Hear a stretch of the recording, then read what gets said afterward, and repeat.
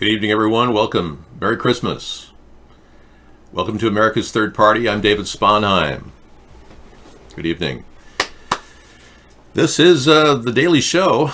We are on live now on YouTube, as you know, and we are doing our best to comply with all of the YouTube standards that are set out for us.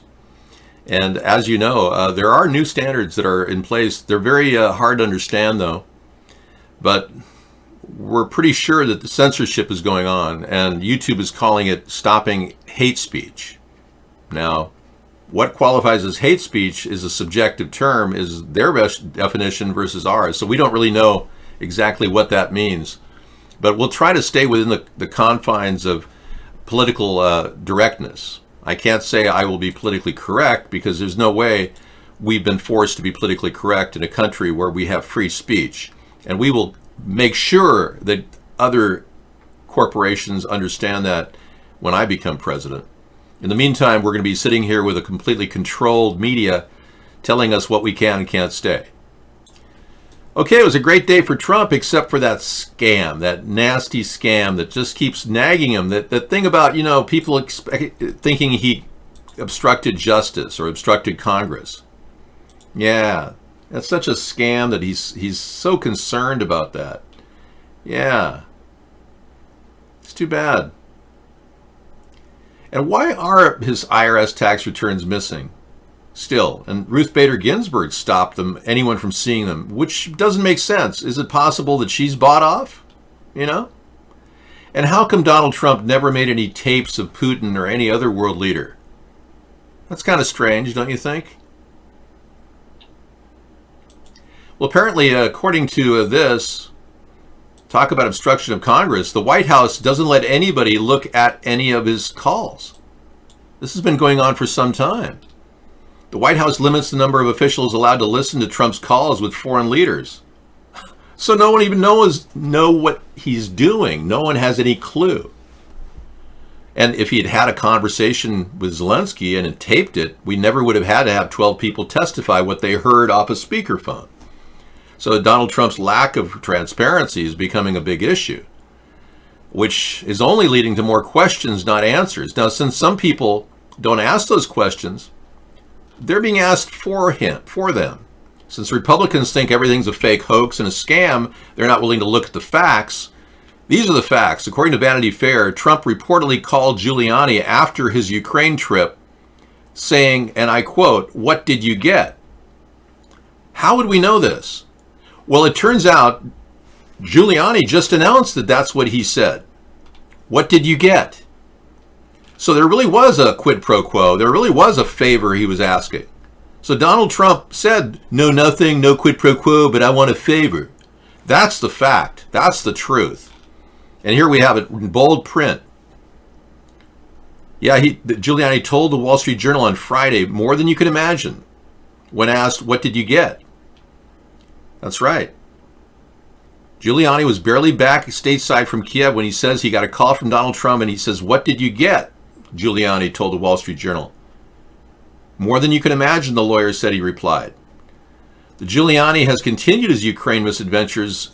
That fact goes beyond comprehension. Even William Barr, our Attorney General, who seems like he's on the take for Russia, he said Giuliani should trim his activities and not talk about it and brag about it. So Trump is standing by his man, Giuliani, who's seemingly throwing him under the bus on a daily basis with all the things he says.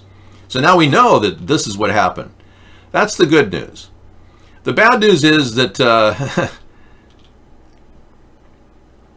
the Supreme Court is still holding back on Donald Trump's tax returns, blocking subpoenas for financial records.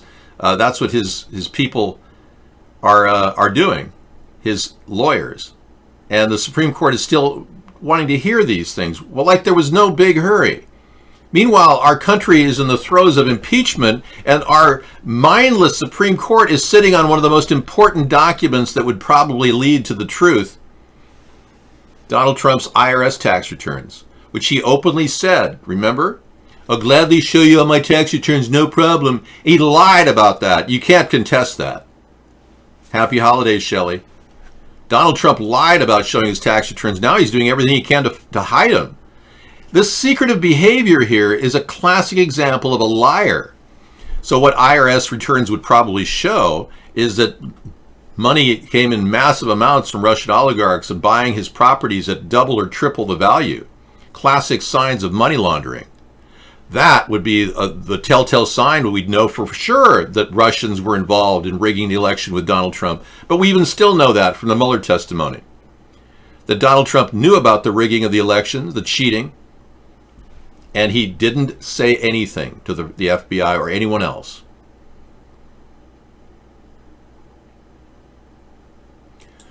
We're not dealing with a weapons crisis right now, and our country is engaged in what appears to be a buildup of missiles, not a slowdown of missiles.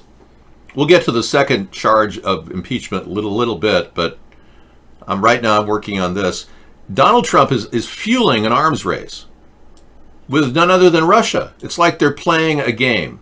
Let's see who can beat each other at small arms growth and the creation of tactical nuclear weapons.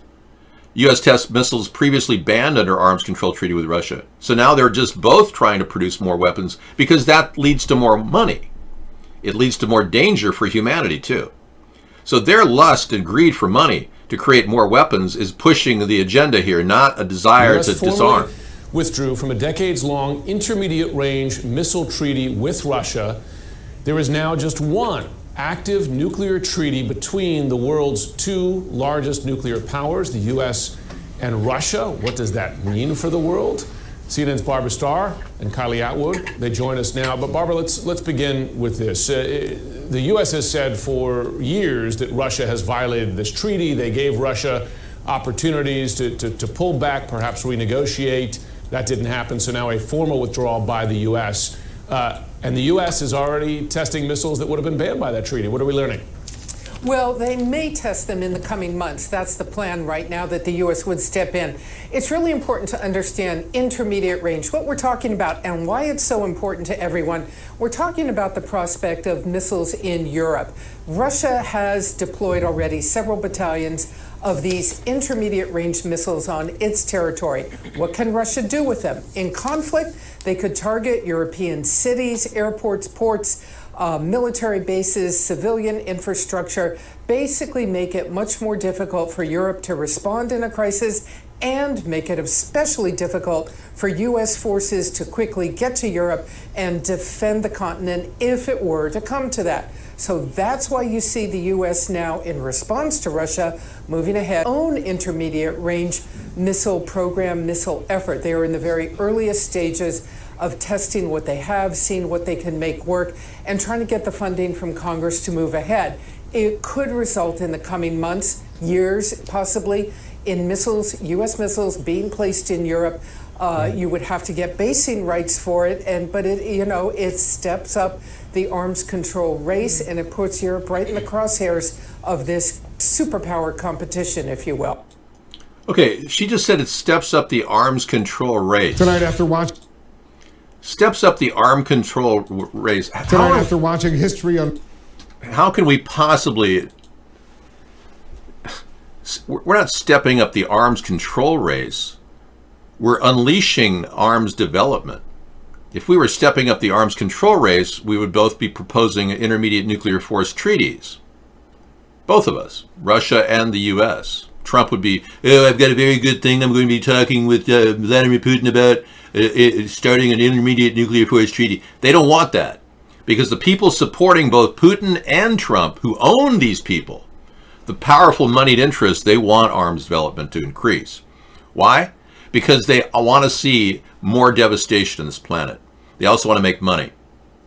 Remember, all wars are bankers' wars. And these people want a reason to expand credit, and they'll do anything they can to do it. Expanding out tactical nuclear weapons production and intermediate nuclear forces is extremely dangerous and pushes the nuclear time clock to an extremely volatile pitch point of potential flare-up. That's exactly what's going on. Profiteering. And Donald is part of that, and Putin is part of it, because the people that own these leaders, that pay their bills, the Russian oligarchs, the American Zionists, you name it, these people want to make money on military weapons that kill people, period.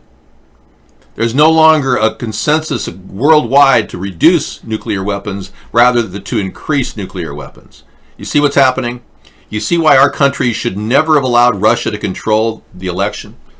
And Donald Trump got away with a heinous crime and needs to be prosecuted for this? That's the reason we have to move forward. We are sitting on a precipice. That's right.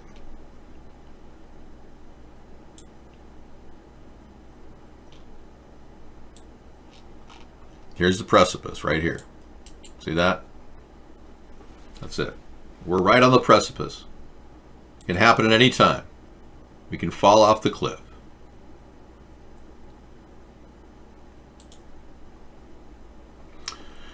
Now, moving on. We're up to number 2 now, is that right? I don't know. We're not ready for number 2 yet.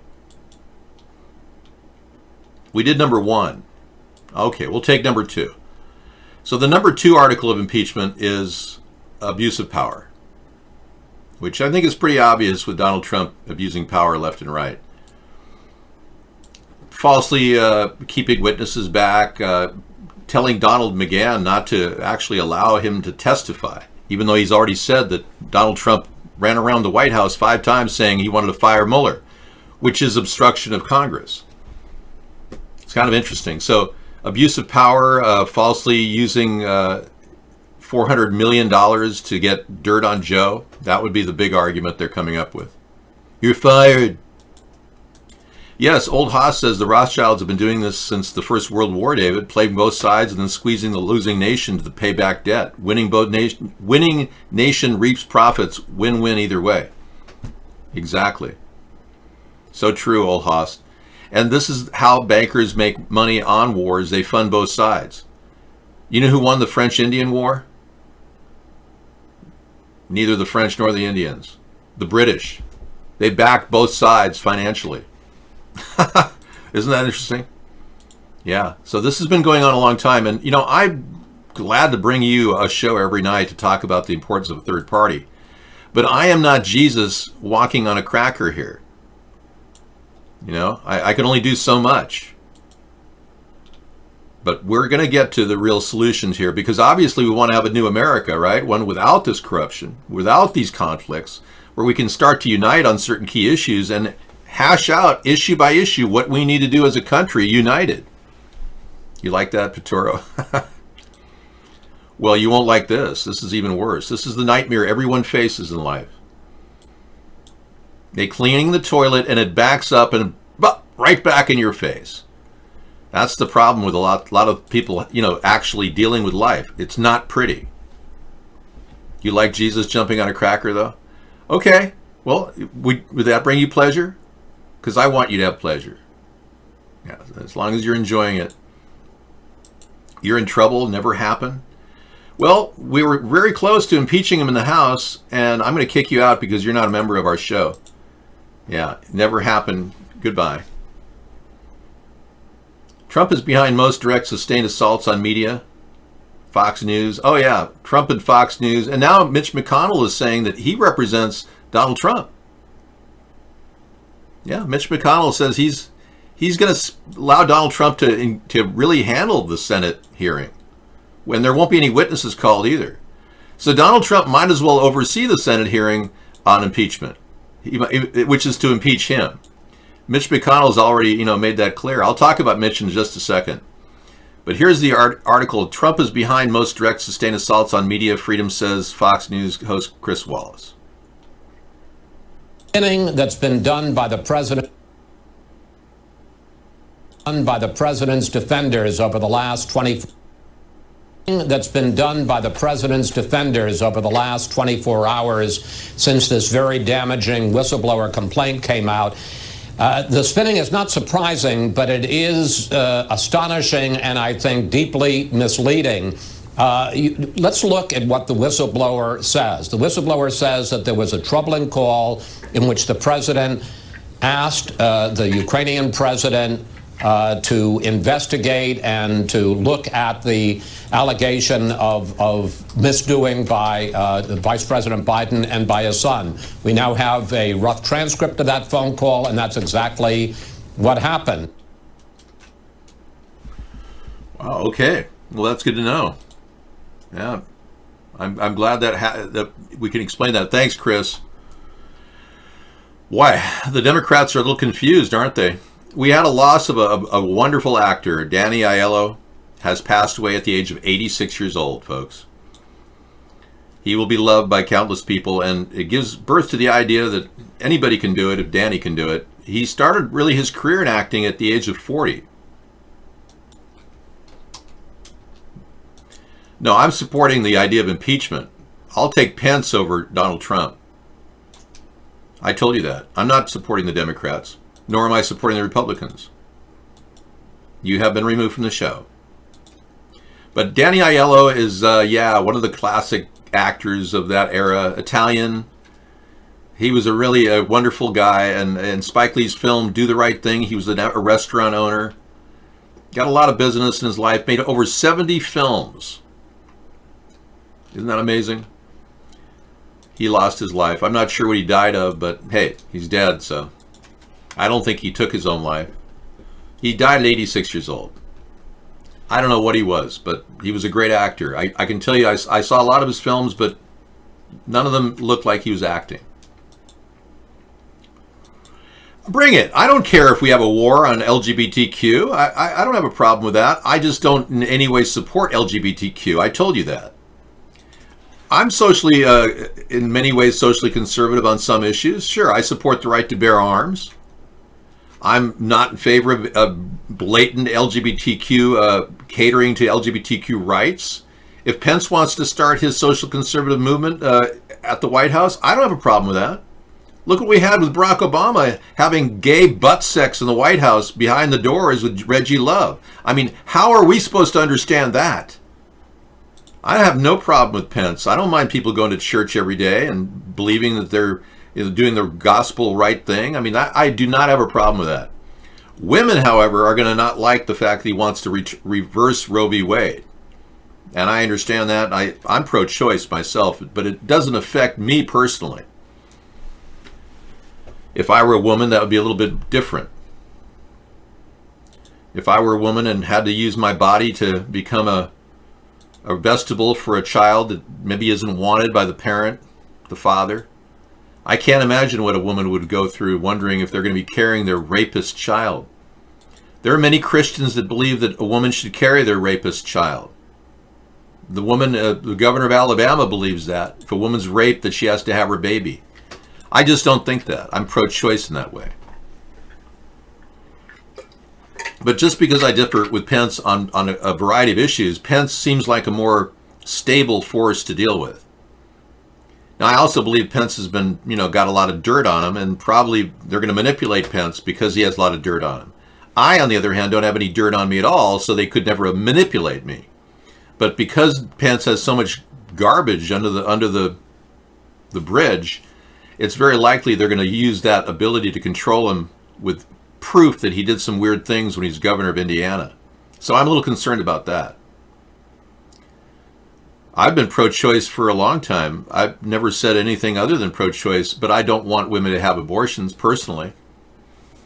But I believe they have the right to choose to kill their baby. I do, as long as it's in utero. I don't believe in infanticide. I think that's murder. And I also believe it should be a first trimester. Sarah doesn't want children, and we don't want children. I think a first trimester law is in order, and I was the one that presented it before John Kasich decided to enact it into law in Ohio. But you Republicans can't answer these questions, why there are no tapes of Putin with Donald Trump. No answer to that at all. And why there's no IRS tax returns. No answer to that. Now, the abuse of power article is specifically designed to discuss Donald Trump's personally benefiting from using our country's foreign policy, like the $400 million he withheld from Ukraine that cost a lot of lives fighting the war against Russia. So we're pretty sure that abuse of power is what the Democrats are, the ledge they're resting this on. It could entail other things. But does it entail a high crime and misdemeanor? It might, yeah. It might be included in high crimes and misdemeanors. When Donald Trump does everything he can to hide evidence of his making money as president, the IRS tax returns is a small detail. Donald Trump has made over $110 million per year from his hotels off the backs of the U.S. taxpayer. I mean, he didn't make 400 grand a year. He made 110 million a year the past 3 years. Abuse of power is the high crime. Fine. But there are other qualifications for impeachment besides high crimes and misdemeanors. It doesn't just have that criteria. There's issues of fraud. Maybe fraud is a misdemeanor. It comes under that category. It could be his character flaws. The fact that he's constantly disrupting our foreign policy with his tweeting. There could be a subjective reason why Congress wants to kick him out. Or they could declare, like 37 psychiatrists, that he's mentally ill. That could be another reason. The tax return stuff is not going to be shut down, and SCOTUS, at this point, is going to be looked at as a possible complicit obstructor of justice. The Supreme Court of the United States will inevitably be held accountable for holding back any discovery regarding the IRS tax returns during this impeachment hearing. I will personally make it my long-term goal to expose any type of money laundering or crimes going on within the Supreme Court itself. We know that Brett Kavanaugh had a $200,000 bill paid off before he became a Supreme Court judge, even though people alleged he raped some woman and that he had a drinking problem. He still got away with a $200,000 credit card debt that was wiped clean by somebody he knows. That's illegal. You can't do that. So we'll go after Brett Kavanaugh one by one and pick these people apart and see if they've got any traces of money secretly being funneled to their personal accounts. I'm not above, as president, doing just that. Because I believe that, believe it or not, Ruth Bader Ginsburg I believe she's on the take right now. Somebody got to her. Threatened an old lady to pull the plug on any reveal of the tax returns at a key time in American history. No, these are the issues we need to focus on. The truth, in order to get to these questions right here. We can't just sit back and put this behind us, JSAP. No, it's not old news at all. In fact, I don't even think Russian collusion or obstruction of justice by Donald Trump is old news either. Obstruction of Congress is different than obstruction of justice. And that charge is, in my opinion, a little weak. This is a little weak too. Yeah, there could have been 3 other articles of impeachment. Cheating in the election. We know that Donald Trump knew the Russians were involved in rigging the election, and he didn't say anything to anybody. That's a classic sign of cheating the election. That would be another impeachment, article of impeachment. I mean, that's an obvious one. That's a no-brainer. Why they didn't include that one? There could be the Russian collusion, working with our known enemies, treason. That would have been an impeachment offense, but they didn't include that. It's obvious that the Mueller report was watered down, that we still don't even know the 9% of redacted information that was supposed to be evident during the initial trial and discovery of the Mueller report. We still don't know what that 9% is. And we also know that Robert Mueller failed to have a second trial with Paul Manafort, which would have clearly shown complicity by Donald Trump with Russian oligarchs, buying his properties 2 to 3 times their value, which is exactly why Donald Trump doesn't want you to see his IRS tax returns, because he made a lot of money in cash sales during that time period, from 2007 to 2016. In 2008, during the debacle, the mortgage debacle, Donald Trump was cash rich. He'd walk into business deals with suitcases full of cash. Now, how is that possible? You can't smell mob activity, people? Come on, you're not that stupid. You're not that out of it that you can't sniff this mob activity out right under your nose. Are you stupid, you Americans? I don't think you are. I think there's some brain cells left in your head to wake up to what's happening right now. If we want to get a better country, we're going to have to flush out the rats that are currently living within the Donald Trump administration. And it is a rat nest. It's a snake pit. When they said he drained the swamp, he just hired snakes. He's got 6 people he's got 6 people working for him that are billionaires. Now, why would a person with $1 billion be working for the cabinet of Donald Trump? You tell me. He doesn't have one person. He has 6 people who have billions of dollars. That is an incredibly bad snake pit. The real-life mob families of the Irishmen, Donald Trump knew them personally, absolutely. Yeah, good point, Max.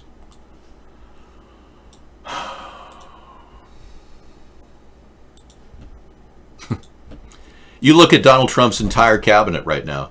Of all of his temporary employees that he's fired, 45 people that told him he was committing acts of treason or acts of impeachable offenses. He fired them all.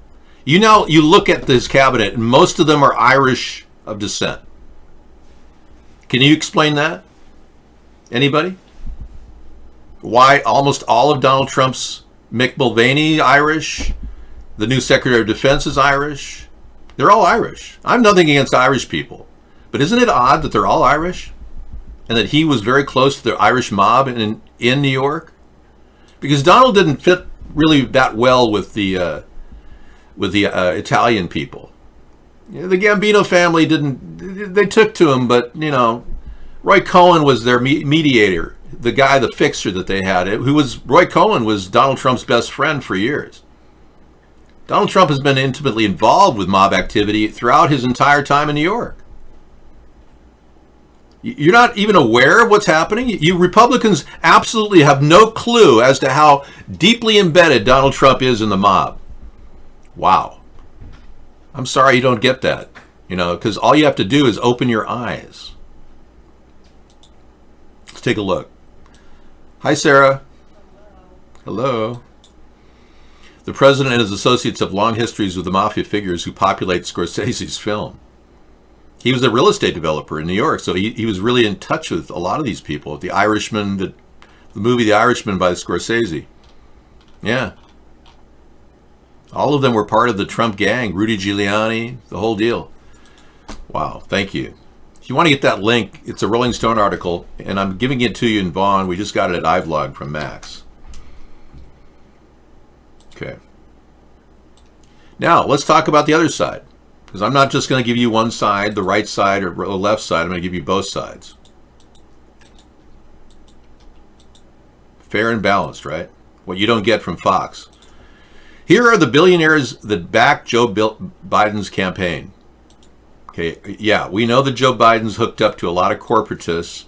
That doesn't sit well with me.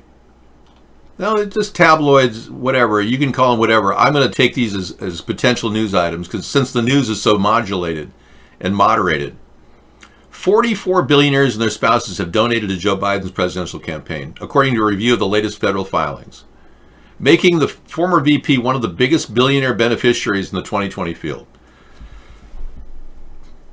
Meg Whitman, CEO of Hewlett-Packard, former ex-Google CEO Eric Schmidt, arts patron Eli Broad. Lots of people are donating. Billionaires are donating to Biden. Biden got off to a late start fundraising after waiting until April to launch his campaign, but he made up ground quickly, and now he's receiving donations at a good clip. You know, just about 2 weeks ago or 3 weeks ago, that wasn't the case. Biden was running out of money. Now they're just pouring in. They realize that Donald Trump is working for Russian oligarchs. Many billionaires are not aligned with the Zionist cabal, believe me. They're probably all going with Biden, thinking he's the lesser of the two evils. But Joe Biden's Biden is a Zionist just like Trump. Okay. Now we know that Trump asked Giuliani, according to Giuliani, what did you get when he came back from Ukraine? And now Trump personally directed mob-linked figure tied to Ukraine shakedown. Yeah, so this is all revealing an underbelly of mob activity. Donald Trump claimed he didn't know the two guys on the left. He said he didn't even know these people, and he's been seen in like 8 pictures with them. They've been arrested. That's right. But Trump did know the gentleman. They found Trump had at least 10 interactions with Parnas and Fruman, who he claims he doesn't even know. Trump's dishonesty is so comprehensive that the revelation he lied about knowing Parnas and Fruman, the sort of lie that would badly damage a normal president, barely even registers. The fact that he allegedly commissioned Parnas' work directly might prove more damaging. Here, Trump recruited a pair of sleazeballs with ties to the Russian mob to communicate with the Ukrainian government on his behalf. President outsourced his foreign policy to gangsters. Now, if that's not proof enough, you can read that too. This is not tabloid journalism. These are facts, okay?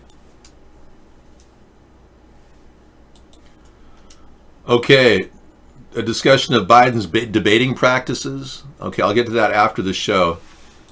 And then the story of Roy Cohn. All right, I can only absorb that many links right now. We've reached our limit.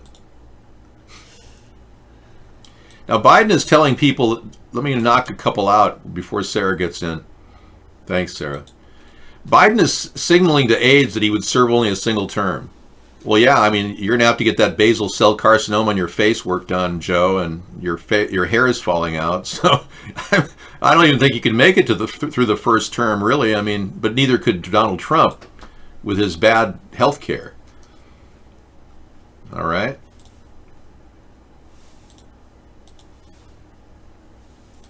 And we got the story about hackers using iRing cameras to spy on and harass people. Okay. I think we're done there now. Okay, I'll get back to this later. I did want to mention this. Mitch McConnell, before I leave. Mitch McConnell, who's now saying he's working directly with the president to assemble the impeachment hearing against the president. Get that. Mitch McConnell is saying he's taking orders from the president directly on the Senate impeachment hearing. Well, that's weird because Mitch McConnell has been receiving money from a Russian oligarch.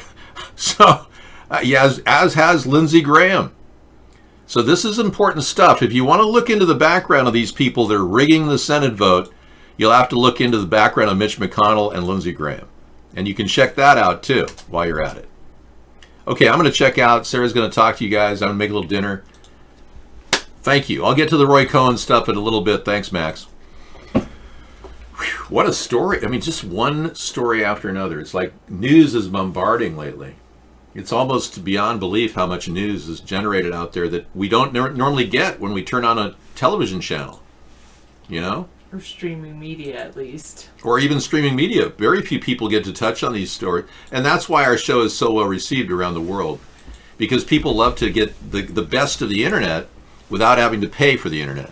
And that's why our UHF viewership is in the millions. Thank you guys for watching us.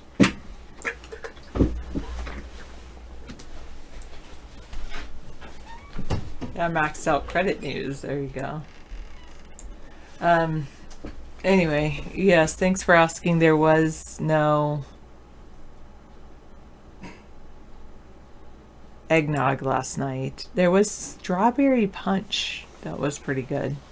Nobody spiked the punch as far as I know. I seemed fine when I left. But then there was also a pay bar, so plenty of people use that. And I drank the strawberry punch, whereas other people got a few beers in them to loosen themselves up. And then tomorrow night I won't be here. I'll be here maybe at 5-ish, I don't know, but I'm going to go to, and then I'll be here later. I'm going to an ugly sweater party at a friend of mine, her house, so. But I did have a lot of fun last night because I really enjoy dancing. I've realized, like, a lot. And they don't have any places to dance around here. Like, no clubs or a lot. Anyway, so that was fun that they had that band, and that was really good. Yeah, dancing, exactly. I do like to dance. I remember I used to go to like a clean and sober club when I was a teenager. I'd go dancing like every weekend. That was fun. So fun. Hello, Eddie. I'm so glad I'm back finally. You're always dancing with my mind. Okay. All right, if you say so. Maxed out credit, that's so funny. But, oh yeah, I've just been really happy.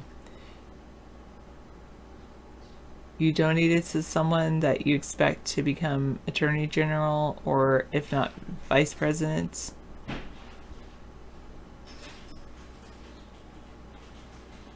Well, Mark Gage, I don't know if you're here. I would ask you who. Hello. Nori? Is it like Ignori? Sloppy meat joints. Like Sloppy Joe's? Yeah, that's the only problem with clubs is sometimes they attract the wrong crowd. And, you know, the people that are into heavy alcohol or things like that. But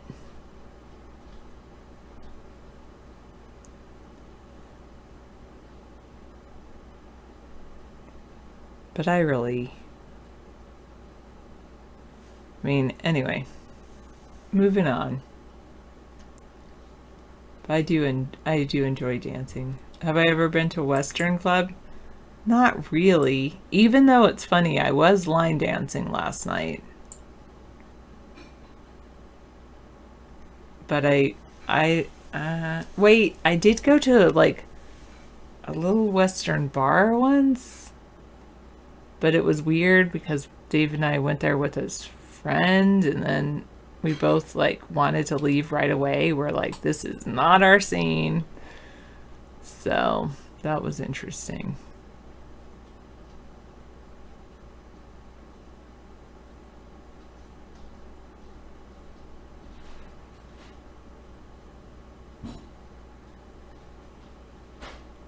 How did you know that the Western bars are not my scene? Yeah, I don't know. Just figured it out. But I mean, yeah, the clubs I went to when I was younger were more like, there's an electronica club, and then there was like this clean and sober dance hall that did a dance every Friday, Saturday night, $5 to get in. Now, how did you know that? Know that I line danced last night? Didn't I tell you guys I line dance? Maybe? No. Oh no, because you left before I talked to them. You watched the YouTube video and repeat? There were a lot more clubs in the 90s. Yeah, the late 90s seemed to be like clubbing time. I enjoyed that. Clubbing. Yeah. What happened to the clubs? You get like just too many what's the word, rave parties or something? Too many drugs? I did not film I did not film the band. I've got their website if you want to go listen to the type of music I dance to. Yeah, and then I don't know enough people to get invited to their house parties. But it would be fun.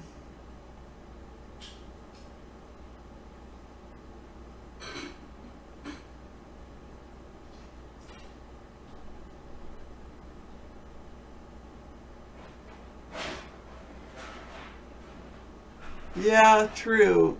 Don't worry, be happy. That is true. Yeah.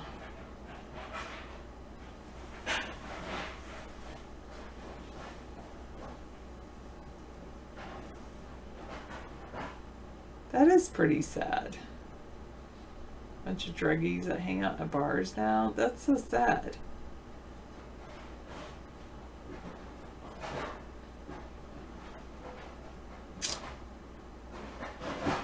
Yeah.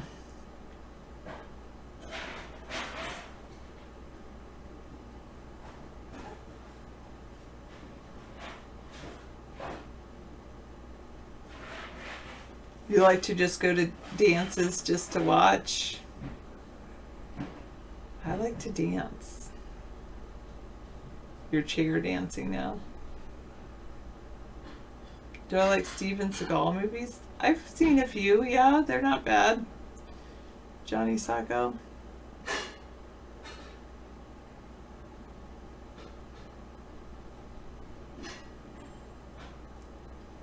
Yeah, it would be fun.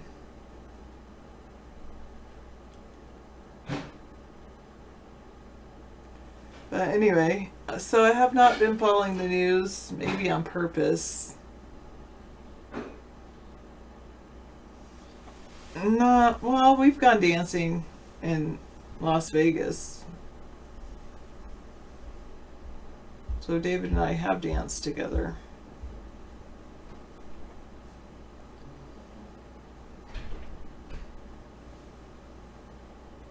I have not watched PBS on Spinosaurus, no.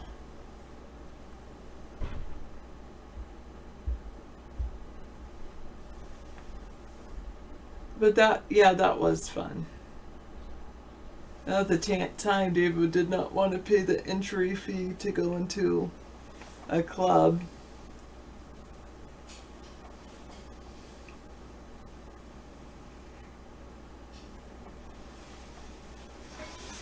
But, so I think the bouncer took pity on us and let us in for like half price or something.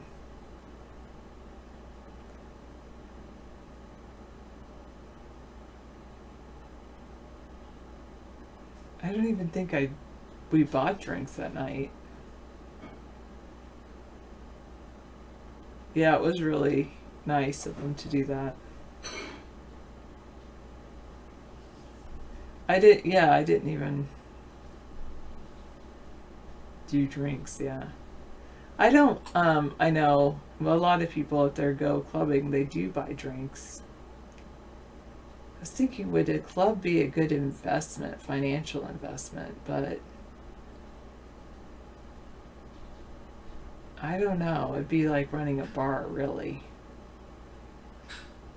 Most people do drink, and there's a lot of markup on alcohol. Yeah, I pretty much am chemical free. The only chemical I do is chocolate. But I'm a teetotaler. I don't drink alcohol. I don't think I could do salsa dancing. I don't know. I've never tried it, but I don't know if my knee would hold up too. Hello, Greek God.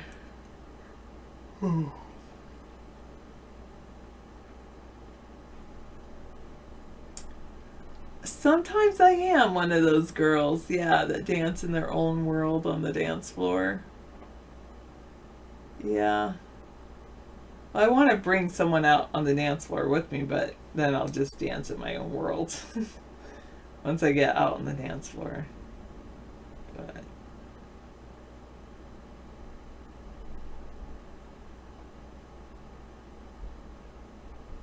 yeah, I agree with you. A lot of people, they are really hesitant to dance unless they drink.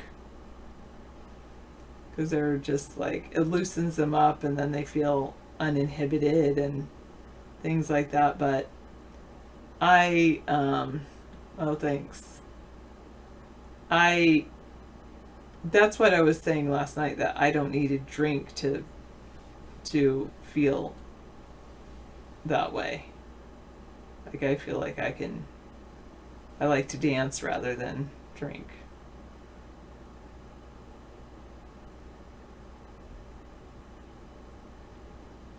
We think alike? Yeah. So you're like my brother? Yeah. That's cool.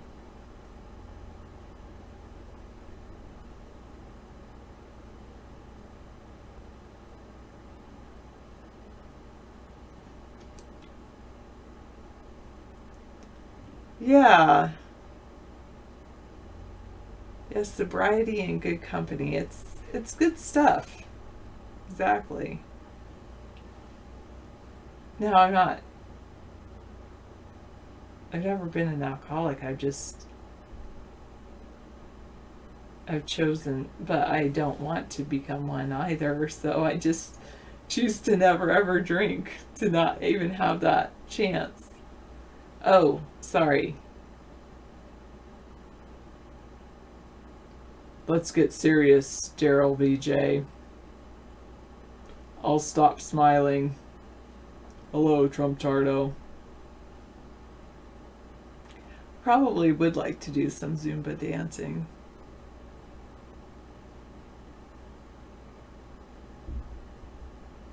They do have a hot yoga around here.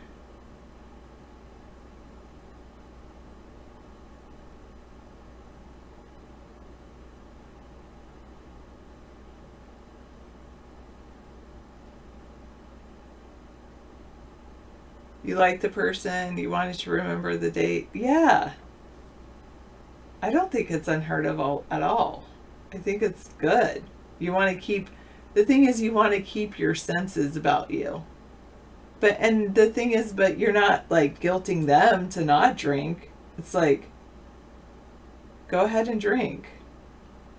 Why don't drinkers and non-drinkers mix well? If a non-drinker is like, do what you want, it's just not for me, go ahead and drink yourself, I'm not holding it against you, then I think they could mix well.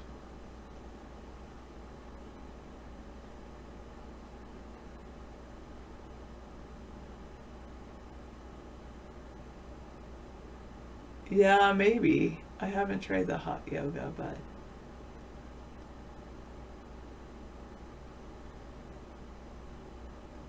anyway.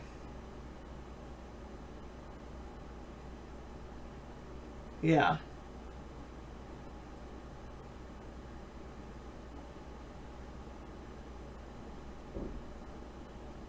Maybe. Maxed out credit, maybe.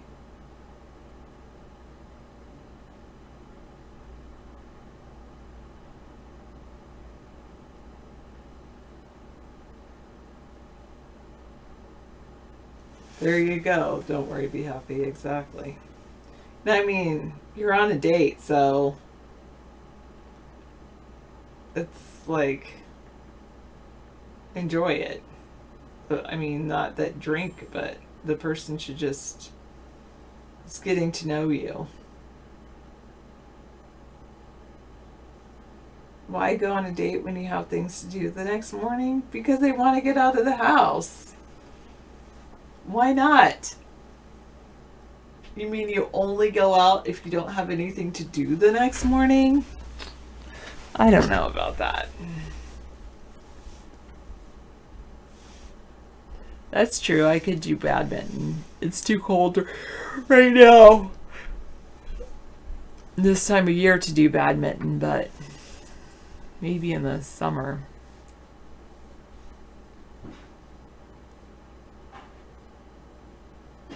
You live a pretty rigid life.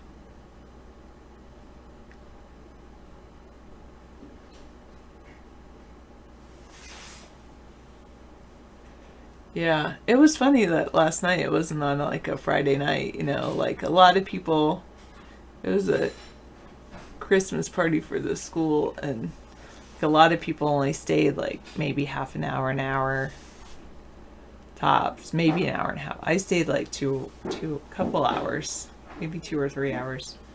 But I'm like, yeah, everybody left because they all have to teach tomorrow.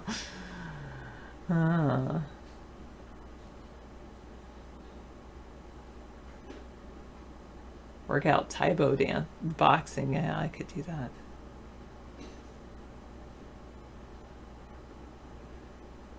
Think structure.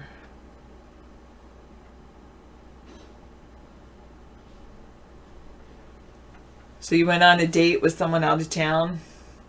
That's kind of, obviously they lived in the town wherever you were, and then that could become kind of tricky if things do work out, being a long-term relationship. But why not? I mean, it's always worth a shot.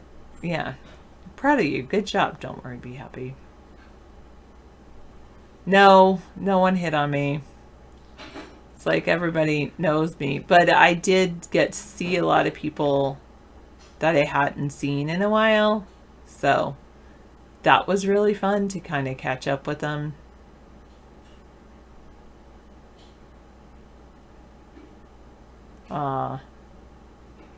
Very cool.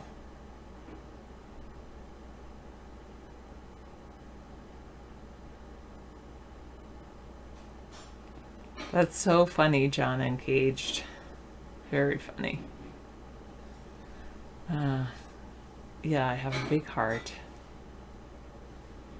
But yeah, it was interesting. I was like, oh, okay. Like some people that I guess I just don't think of it like alcohol. I'm not a big alcohol person.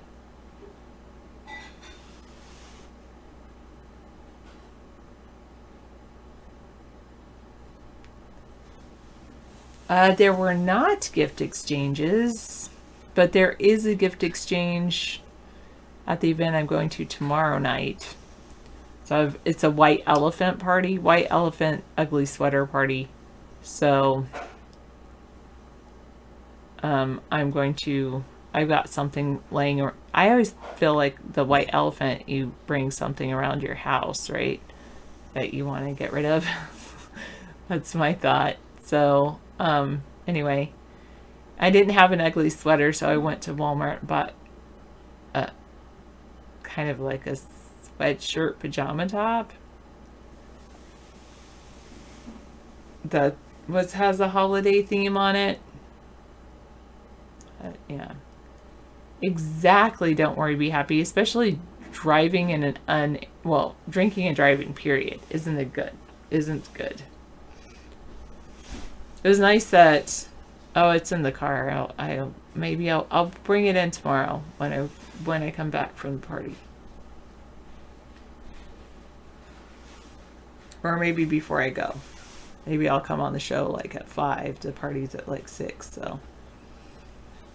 It does have, I think it has like Santa on it, and it says merry and bright, and it's green. Was that or a one with cats? And the cat one looked cute, but. Oh, you're not going to be here tomorrow? You got a date?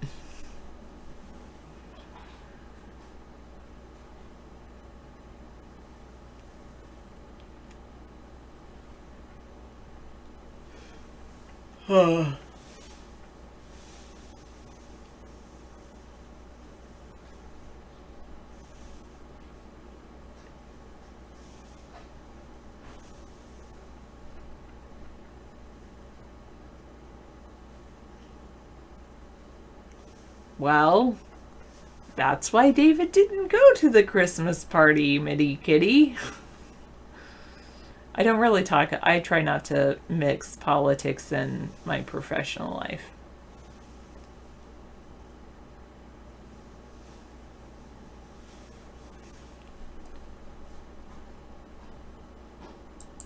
All right, I gotcha. That's all right.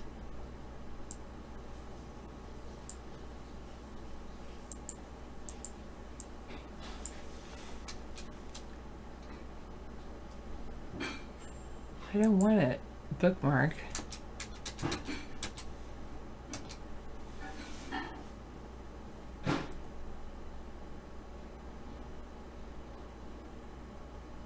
Cocaine Santa. Walmart removes Cocaine Santa sweater from a Canadian website.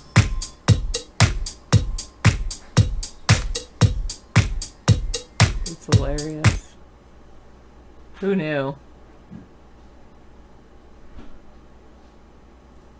I didn't notice. Do you have a beard, maxed out credit? I didn't realize that.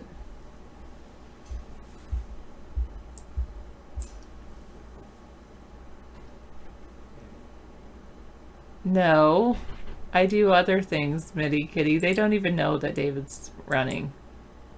Or if they do, they don't talk about it.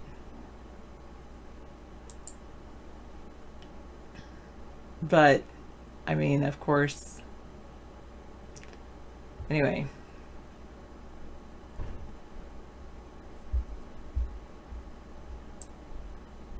Sometimes you have a beard.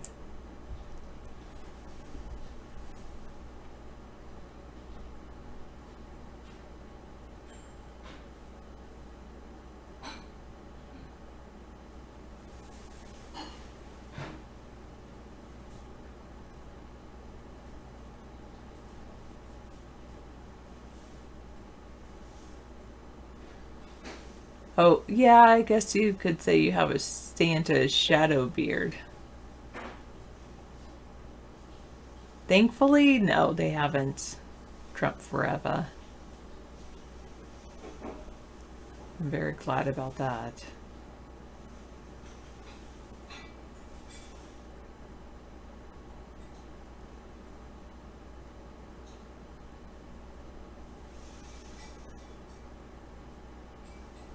Yeah, there are definitely. There's definitely some issues. That's why I try to keep politics separate from work. But then, of course, you know, it's just natural to talk about work, I think.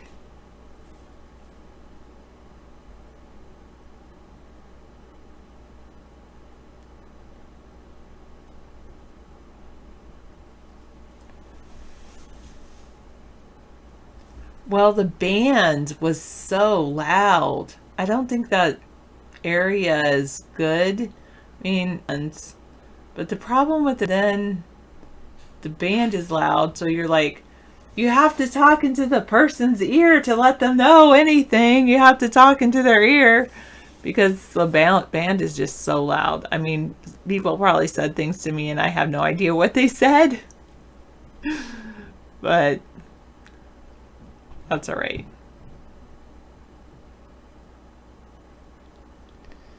Yeah.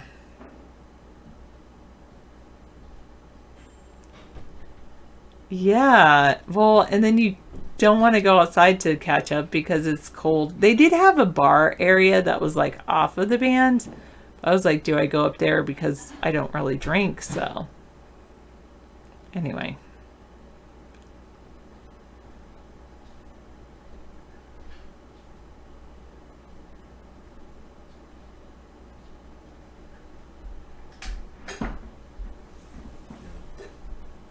Okay, I'll take over. Thank you. So I made, it's going to take a while in the microwave. I'm heating up the lasagna. It's going to take about 6 to 7 minutes. Oh, okay. And there's some peas you can finish off. Oh, thanks. Mm-hmm. The bathroom lines were not too long last night. Yeah, it was fine. The bathroom lines at the place that you were at? Yeah. Do they have like fairly large restrooms, or are they? Yeah, That's good. Yeah, because it's like a facility. it was decent. I was thinking like today, like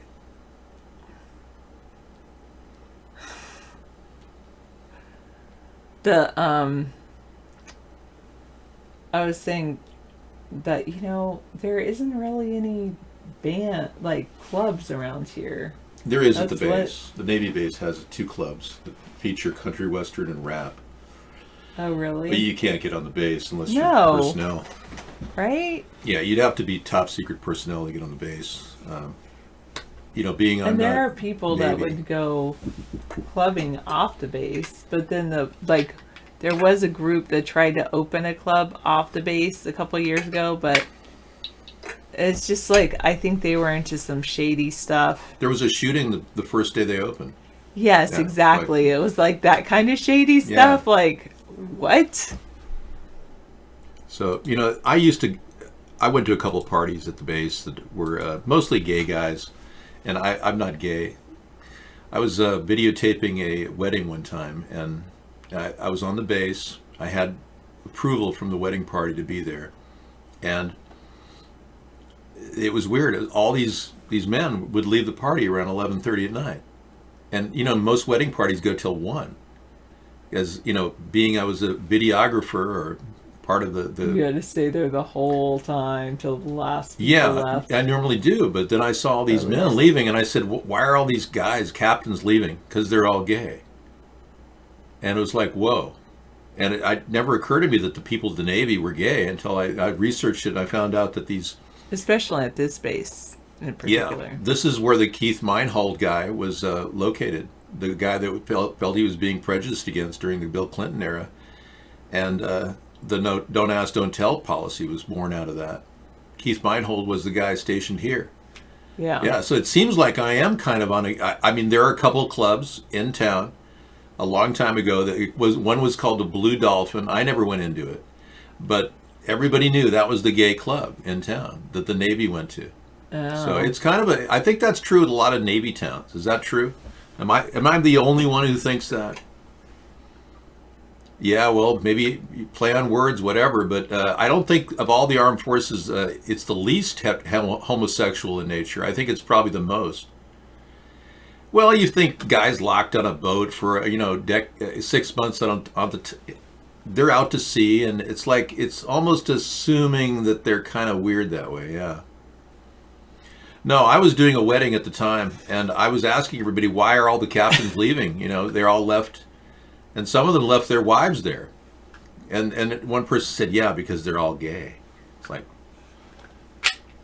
wow. They even have wives. I know. Well, I got to keep up appearances. Well, I'm not in any way... I live in a totally... like a multiple levels of interracial and bigender people living around us. We've got homosexuals in our island that, is a large lesbian population. It's not like we don't fit in. I mean, we're just, Sarah and I are heterosexuals that are together. But it's like, it's just interesting to see, we have a really strong mix here of everything. And that's why we have Democrats and Republicans, gays, straights, interracial couples. It's kind of a mix. It's a real cosmopolitan mix where we live. Yeah. It's homogenized, yeah. Biracially, gender homogenized. But I don't have a problem with that. I think that's great. I just found it kind of interesting that, gays would leave early in the day in the party and have a secret life. Mm-hmm. All right, I'm gonna... Thank you. Have some dinner. Okay. Thanks. But needless to say, that wasn't a good experience on the base, is what I'm saying. If you want to go dancing and then I had another experience with the club over there. It's just kind of like a meat market, You That's walk what in, somebody else said in the room. What does that mean? I don't. You don't know what a meat market is? It's where people are standing around going, "Hey, let's hit on her, let's hit on him," and it's like it's like almost like predator prey kind of situation.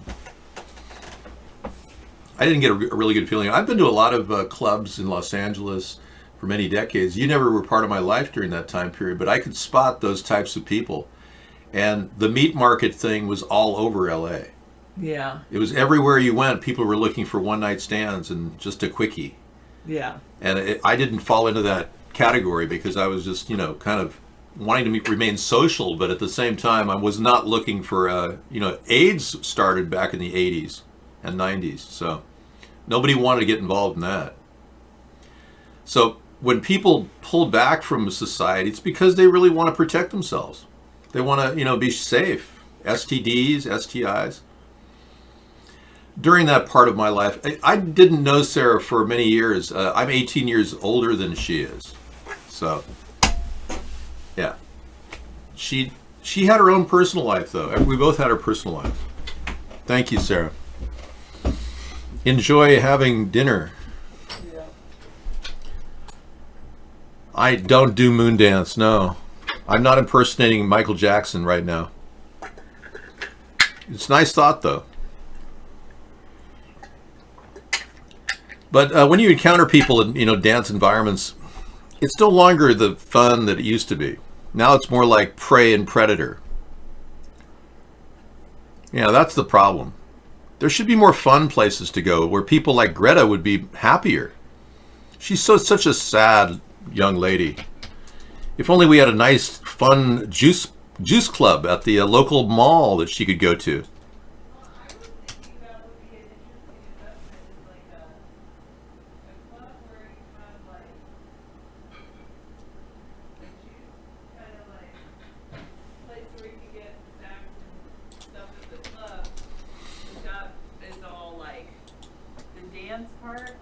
Yeah, is no alcohol, but then it's attached to a bar, right. so people can go drink and get alcohol and then go into the dance room. Yeah, in fact, I envision every mall that's currently half empty right now having one of these clubs, which has a portion for young people on one side of the club, and on the other side of the entire mall would be the bar. So there would be, and security would be standing between, preventing people from commingling that were drunk and going over and preying on young people. Well, Because it should be a multi-age place where people could hang out, because a lot of families like to do things in cold environments that are warm, and malls are warm. So why don't we develop a way people could have a social life in a very nuclear age? That's what I'm thinking. What did you have in mind besides the juice bar on one and the bar on the other? Coffee on one, on the juice side, but coffee could be served at both sides too. There could be a vape lounge in there too, now that we're legalizing marijuana. So I think, but the problem is kids under 21 getting near that alcohol. That's the problem. well, yeah, but you have the bar where alcohol can't leave the bar. Yeah, but people can sneak it out, you know. Well, people can leave the bar and go dance, Okay. but the alcohol stays in the bar. So no open beverages in the entire mall. Well, not mall, but dance hall. Well, I'm looking at it as a mall because we've got a lot of space we can fill up, and we got a lot of places where people would open up small booths. I'm thinking of little miniature micro profit centers for communities across the nation to revive retail. That's what I'm thinking. Alright. I'm thinking, and being the juice bar and the gathering, the dance hall, all work together. Why not use that mall space? That's my thought. The government could be involved in this, sure. And it could be like a safe and sane where we could bring the police in and everything's completely okay. And they build a trust with the community. This could be an experimental opportunity for the future.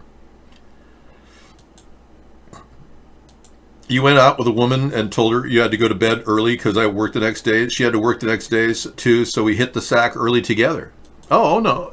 So you actually went to bed, and then at the same time, in the same sacks, did you have coitus interruptus, where you actually had sex?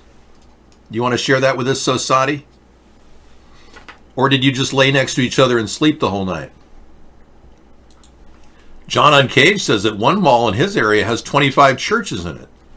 There you go, John. They're using those churches to maximize potential to get God closer to everyone. So you both slept together, but you didn't touch each other's body parts? Oh, so you didn't sleep at all. You just had sex. Ugh. And you're not even married. Okay. Well, how did that work out? Hey, let's get back to the reality of what's happening right now. Okay? Which I think we can define whatever our reality is. It's ours to play with. Go ahead. Next question. Thank you. This is all wrong. This is all wrong. I shouldn't be up here. I shouldn't be up here. I should be back in school.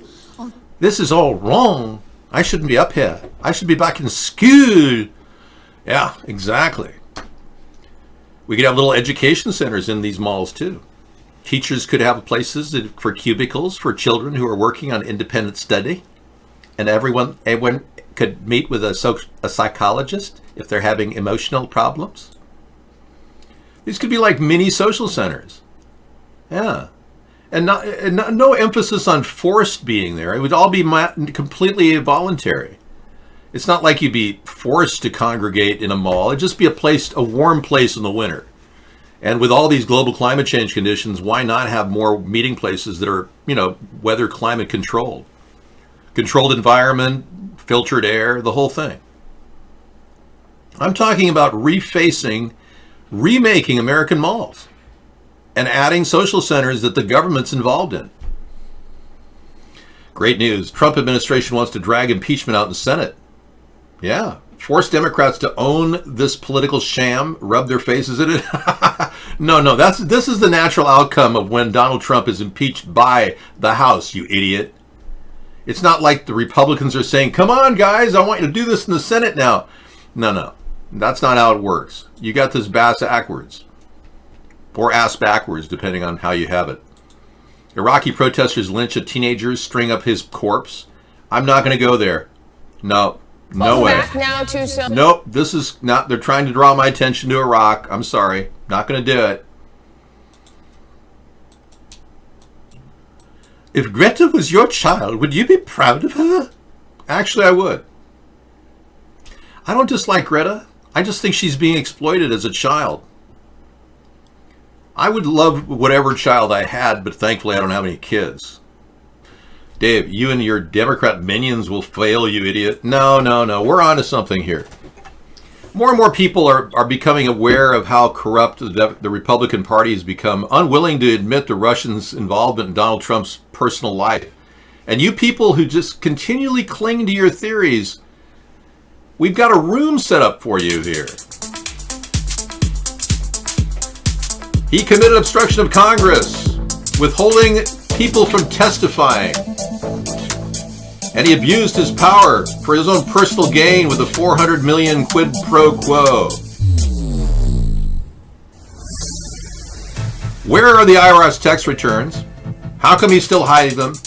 And how come there are no tapes of him and Putin? We now go back to the irregular broadcasting hour. It's placenta spray time. Let's do it.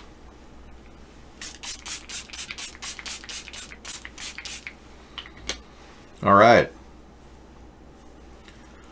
Whew. It's like a bath of fresh water. And it's right from the source, the fountain of youth.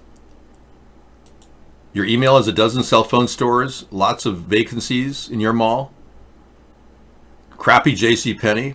Perfect place for a cool juice bar and hot coffee, Starbucks area. And you know what the best part about this? In the center of every mall will be cubicles where people can sell their wares. Isn't that great? We'll even provide the cubicles. Yeah. And of course, everything will be video monitored, so there will be no hanky-panky, and security will be full-time paid for by the U.S. government in the form of an armed officer at the front and back door. David, you should probably become a bleep bleep at a bleep bleep because of your bleep bleep. You know, I don't really worry about having kids. I don't know, I'm one of those old-fashioned people that believe that if my genetic material is strong enough, it'll last me till I'm at least 100, and then I'll have a child, when I can properly play with the kid without people thinking it's weird. Dave, always grooming, yes. The fact is the Democrats are brain dead and liberal and loving. The other problem is the Republicans are brain dead and greedy and conniving. That's the problem. They're both brain dead, though. Both Democrats and retardicans. They both have the same qualities. They can unite in the area of retardation. Both parties can be equally retarded. Now, we know that Trump is definitely going to be tried as an adult. Department of Justice has confirmed that if indicted, Trump will be tried as an adult. Okay. And during the meantime, he is trying to negotiate a personal deal with China so that he can get more personal assets held back, because he has a big debt with China. Donald Trump owes a lot of money to China personally. So once that's resolved, then we'll figure out how much corruption is going on there. And by the way, I love China. So if he really loves China that much that he wants to do a side deal with them, we'll be on top of that too, because that's something I think he's up to. He's doing everything he can to abuse his power and gain from his personal job as president. All these extra gravy items, like $110 million a year I was telling you about, coming from his hotels. He's made at least $100 million in 3 years from the hotel in D.C., where people go there thinking they're going to get closer to the president by going there. And that's unfair, especially to the other businesses around there that are trying to bring people in. They don't have enough clients. So Trump has been cheating in that way too. He hasn't put any of his personal assets in a private or a public trust, so that all of his assets are still being managed by him while he's managing our country. That's totally illegal, a conflict of interest. That should have been added to the impeachment charges. Is it that the Democrats can't remember the number of things he's done bad because there's been so many? Or is it because they're trying to prevent any questions about their own finances, like Joe Biden getting money from Ukraine and Burisma to run in the 2016 election? That was a weird eye-opener, and I appreciate the Republicans telling me that, because I'm pretty sure Joe Biden is on the take too. Okay? We know that Ocasio-Cortez, she's got issues. Yeah. I don't want to talk about Ocasio-Cortez right now. No. It's depressing. The politician who says eating meat hurts the environment wolfs down a greasy cheeseburger like a hypocrite. I know. So we don't have to deal with the left either. We're not part of the left. Those people are so out of it. And is she really Ocasio-Cortez? I mean, really? Seriously? When she looks exactly like Eva Abedin, who stopped tweeting in 2015. You know, the Secret Service, Saudi Secret Service agent, sister of Uba Abedin. Uma Abedin is the alleged lesbian girlfriend of Hillary Clinton. I don't want to talk about that. And I don't want to talk about Pizzagate. Yeah, we don't want to talk about that, Hillary. That would be bad. Hillary's Haitian pizza parlor, bring your kids. Tastes good. Yeah. So we can't talk about that. Donald Trump never bothered to prosecute her. Oh, but he's fighting the deep state. Yeah. Oh, sure. Donald Trump is fighting the deep state, but he hasn't prosecuted Hillary Clinton or Barack Obama for lying about his birth certificate. Oh, and he hasn't prosecuted Elizabeth Warren or Ocasio-Cortez for whatever she did. Or Ilhan Omar hasn't prosecuted her. But he's fighting the deep state. How is that exactly? When his best friend somehow got out of the jail cell and has now escaped to some other place, Little St. James Island. How is that? When this guy, his best friend, Jeffrey Epstein, is now probably running loose. Oh yeah, Donald Trump, he's definitely going after the deep state. Jeffrey Epstein represents the deep state. Jeffrey Epstein was working undercover for our government through intelligence services, according to Labor Secretary Acosta. So what are we to assume? Donald Trump is somehow fighting the deep state when he's simply doing everything they tell him? You Republicans better wake up, and better wake up fast. You're running out of time. Mitch McConnell, Lindsey Graham, both getting money from Russian oligarchs. Wow. I think Trump does think that Wray is deep state. Wray hasn't done enough to help maintain the structure of our FBI, and they're still working desperately to attack me. I mean, come on. He hired a yes man with Wray. He hired a yes man with Mick Mulvaney. Yeah. Our own chief of staff, John Kelly, said so. His own chief of staff. So does Donald Trump think his FBI director is in the deep state? I don't know. On Monday, Jim, did you anticipate this AG coming out and raining on his own agency's parade? No, I didn't. I probably should have, given the statements he made about the Mueller investigation, but I did not see that one coming, quite frankly, and it was disappointing. Given as Andy was saying, the conclusions are quite clear that the president's statements over these past several years were all wrong, that there was no hoax, there was no conspiracy to overthrow anybody, there was no sedition, there was no treason, there's no evidence of any of that. And as you suggested, quite bluntly, I think the president should apologize to us. Yeah. I respectfully asked him to, I would ask him to apologize to me, to my colleagues, because the things he said are just wrong. And I think he should step up and do that at a minimum. It's just wrong. So anyway, I didn't see the AG's thing coming, and that I found it really quite surprising and just not appropriate under these circumstances, given what he said and given what the IG had found. Okay. So there was no malfeasance on the part of the FBI. And the final assessment is that there was no direct or choreographed, colluded activity by the FBI to falsely go after Trump. They were just protecting our national interests. And when they declared that Russia rigged our election, Trump knew about this in advance of the election and didn't say anything.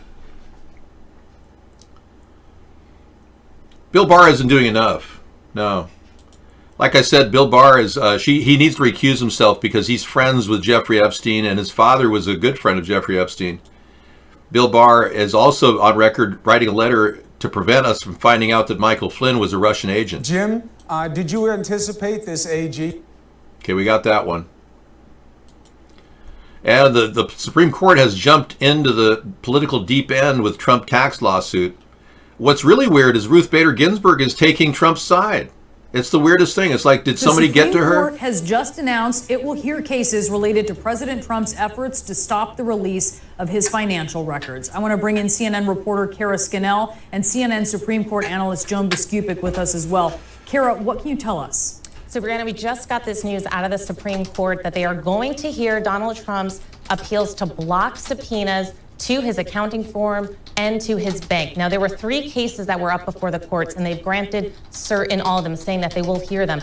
That has to do with both the Manhattan DA's office. They sent a grand jury to Donald Trump's accounting firm seeking his tax returns. The court said that they will hear that. And they're also going to hear the other appeals where you had the House Democrats wanting to obtain Donald Trump's financial records from his accounting firm and from Deutsche Bank and Capital One, 2 banks that have done business with the family. So the Supreme Court will hear those cases too. That sets up big arguments and debates about presidential immunity as it relates to the grand jury investigation, as well as separation of powers and what Congress oversight can be of the president. Now, the Supreme Court also set a calendar for this, saying that they will hear arguments in these cases in March. That means March? Oh, come on. Give me a break. March? Can you believe this? So the Supreme Court is stalling the reveal of Donald Trump's tax returns and rule in June. This is outrageous. We need answers now to the tax returns in order to fulfill the impeachment articles. There's no way we can go through with the impeachment articles unless we have full accountability. We still haven't seen all of the dirt that's sitting under this bridge of corruption. There is no way. How dare you? There's no way that this man should get a pass from the Supreme Court. Now SCOTUS is looking more and more like they're collaborating with the deep state to keep Donald in power. Because remember, Donald can be manipulated. There's lots of debt under his toe. He's got a $30 million a month interest payment to make on his debt. And our government's sitting around doing nothing in acknowledging this. He's a national security risk with all the debt he has with Deutsche Bank, underwritten by a Russian oligarch. None of this is getting out in the mainstream media. None of it. And that's the disturbing part about this whole thing. The more we see the underbelly of corruption now, the SCOTUS is holding back from discovery of this tax returns. Mueller refused to get a subpoena on Donald Trump for, 3 years? And now the SCOTUS is holding it back. Ronan Farrow says relationship with Hillary Clinton cooled when he looked into Weinstein. Really? So Hillary's protecting Harvey Weinstein. Harvey Weinstein got a pass this week, $25 million court settlement. He won't have to serve time unless somebody else threatens to sue him. Wow. Now Ronan Farrow responds that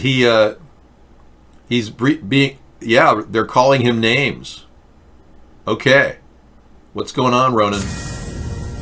Tonight, an unnamed NBC Universal executive reportedly calling Pulitzer Prize-winning journalist Ronan Farrow a terrorist. That's a quote from a journalist who says when he asked why there have been no changes in leadership at the executive level, he or she said, quote, because Ronan behaves like a terrorist, and we're not going to negotiate with terrorists.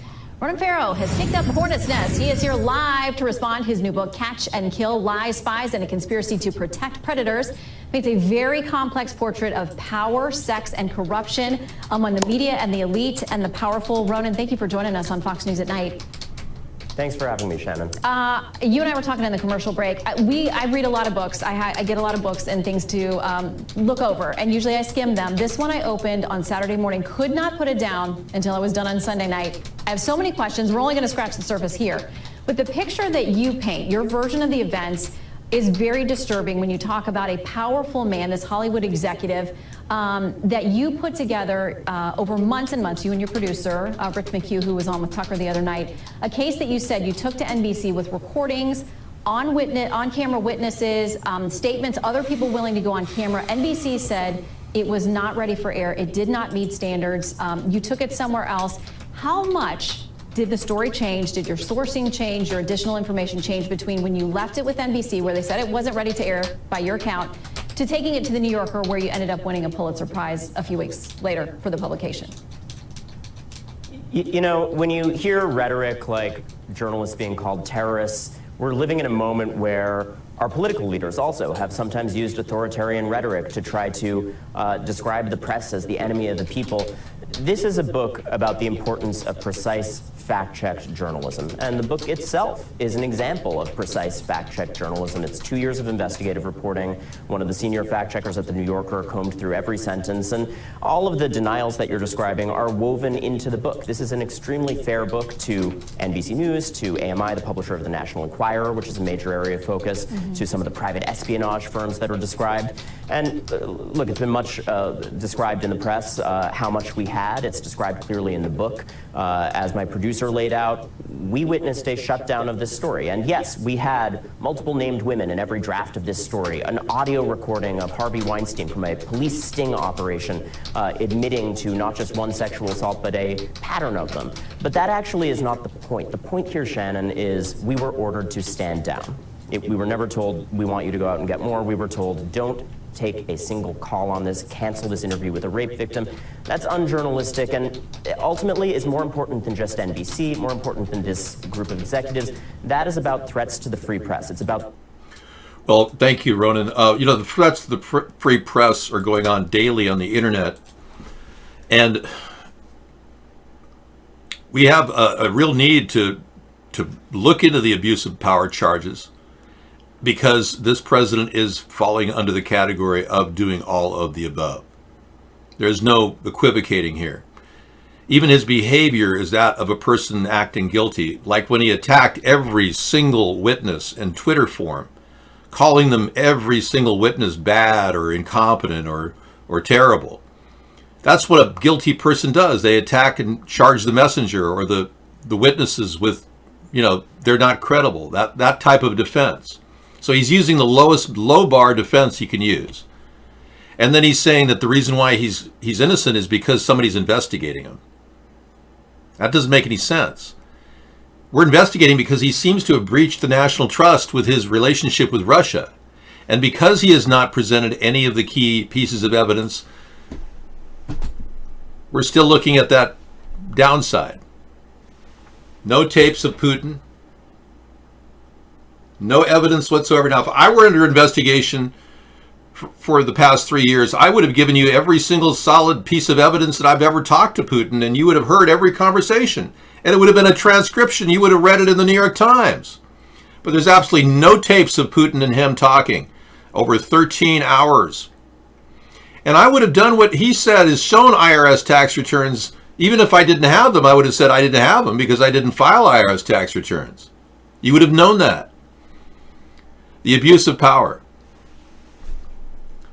This is a classic case of what he's doing with profiting from the White House. The way he's holding back on witnesses and preventing testifying of key people like Donald McGahn, who could easily throw this wide open, and telling us that he ran around the White House, storming around, saying he wanted to fire Mueller. Well, Donald Trump won't let Donald McGahn testify because that's what he would say, that Trump was running around the White House wanting to fire Mueller. That's obstruction of Congress.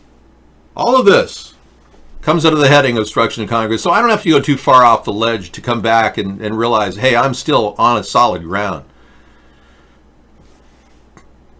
Now, because the fact is nobody has the ability to stop me, it's frustrated the elites who are funding the censorship in our show on a daily basis almost beyond belief. These people can't even keep up with the narrative that we've got going. All they can do is try to attack the messenger, like Trump attacks the 12 witnesses that spoke out and said, yes, there was quid pro quo. Now, when we get people who are coming into the show and trying to attack our show on a daily basis, we interrupt them, pull them out of the show, and ban them. But remember, Mark is getting money to keep this censorship going. So we are simply doing what we have to clean the room, while Mark brings all these people in who troll our show. But we have to broadcast on a free venue, and you people decided to stay on Mark's channel. We couldn't help that. We tried to divert you over to Periscope. We tried to divert you over to Cool Rock's Twitch party. But you didn't want to go over there. You want to stay right there, and so we have to do the cleaning in that Vaughn room. But Mark is clearly getting money to censor us, obviously. Why else would people flood in here trying to stop me, threatening me every night? Well, you can tell the company that I would love to talk to them in private, unaffiliated with the show. Have them reach me through email. My email is public, americasthirdparty@gmail.com. And if they are sincere, we'll talk. But the keys, the way I've gotten this thing to work is actually the type of water that's in this, not just the fruit enzyme. Yeah.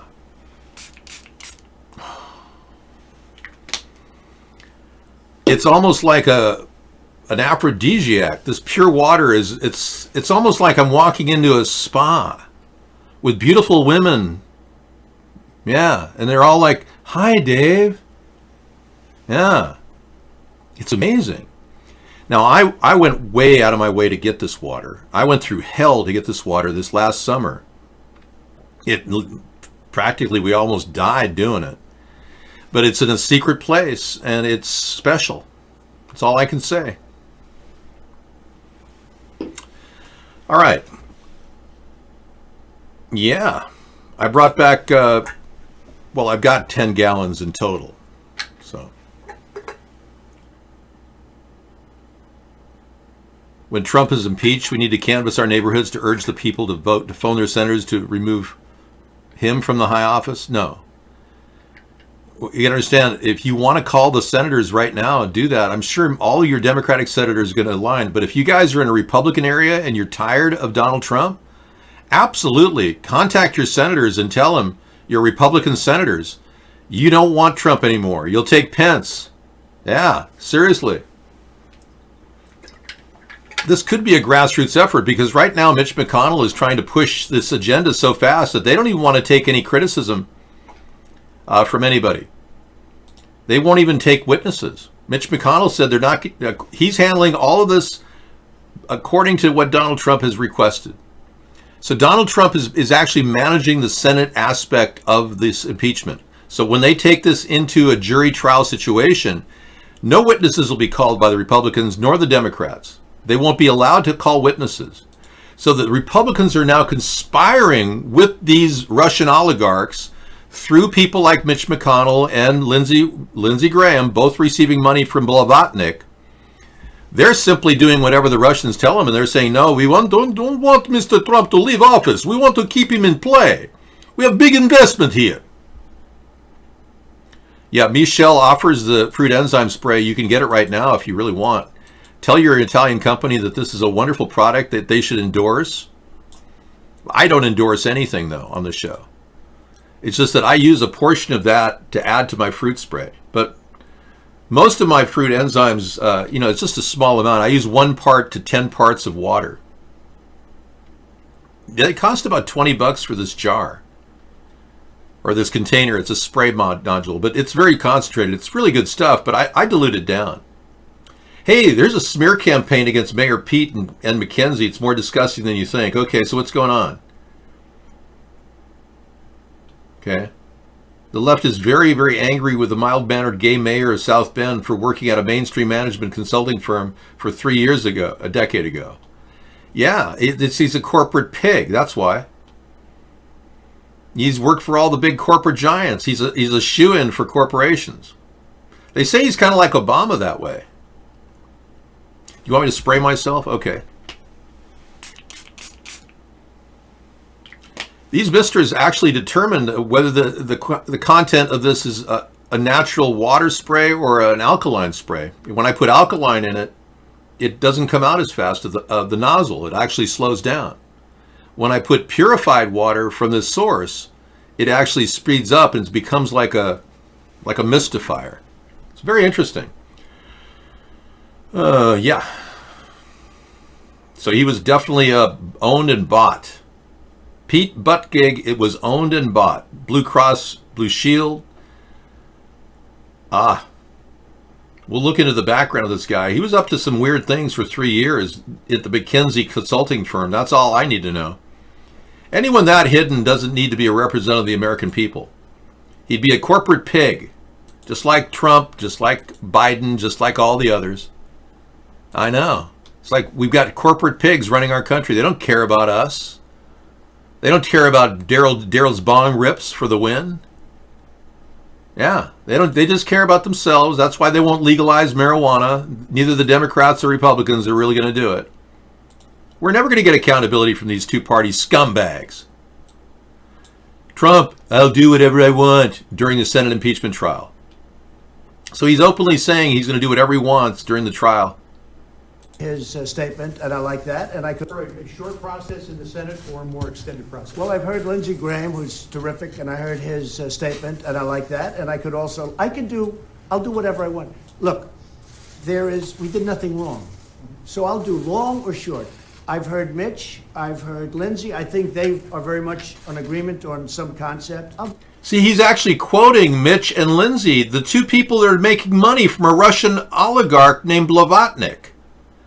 I have absolute, undeniable proof of this.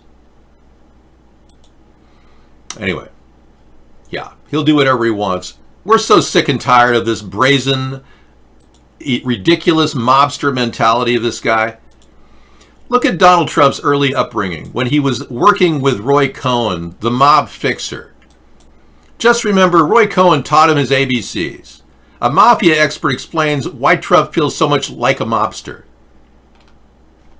On Wednesday, Representative Adam Schiff tweeted that the transcript of President Trump's phone call with Ukrainian President Zelensky reads like a classic mob shakedown. Many in the anti-Trump parts of the Twitter have been echoing this line of attack this week, but it's far from the first time we've noticed that Trump sounds like someone from The Sopranos, because a long time ago he did me a favor, and I know all about flipping. But how far does this analogy go, and does the American public, conditioned by years of movie-going and media coverage to love the brooding mafioso, see a mob shakedown as a bad thing? A former investigator, Selwyn Rabb, a reporter of the New York Times who covered organized crime, is the author of 5 Families, The Rise, Decline, and the Resurgence of America's Most Powerful Mafia Empires. I caught up with Rabb on Friday to ask what he thought about the latest Trump mafia comparisons. Our conversation with Raab began as being condensed and edited for clarity. It's important to remember that he says Trump learned his ABCs for success from Roy Cohn, who was mixed up in the mafia and defended them and mentored Trump exactly how to succeed in life. Always be aggressive, take no prisoners. Trump resembles John Gotti.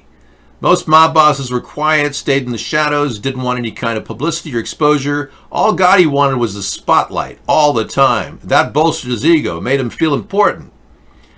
There's another example of their similar personalities. Gotti, at the slightest slight, if anybody had offended him or spoken one bad word, they were finished, terminated. No prisoners. Trump doesn't kill anybody, but what he does is he casts you out of his environment. You're fired. This type of mob mentality is exactly where he learned it from Roy Cohn. I've never been a cook at the Olive Garden, no. You like their food? Yeah. I understand they got an endless salad and endless spaghetti. Is that true? You know, I might meet some people over at the Olive Garden sometime when I'm not visiting them at Bada Bing. Be a nice place to hang out, you know, get a lot of salt. You're looking to increase your salt intake. I'm sure that'll help a lot.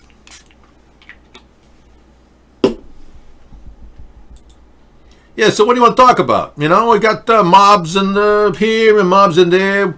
Mr. Trump is handling everything like a good boss would do. You know what I'm talking about? So you got no problems. You people know that Russia is pretty much embedded in the administration of Donald Trump, right? Greta is not smart. No, Greta can barely even recite a passage out of a book. She's a rehearsed autist. She has no original thought in her mind whatsoever. On the other side of the ocean. Yet you all come to us young people for hope. She has to read this. You will come to this young people for hope. How dare you? How dare you? She had to read how dare you. That's how out of it she is. She looked down and then she reads how dare you. Check it out. You all come to us young people for hope. Okay, look at this. And watch how she reads. She literally had to read how dare you.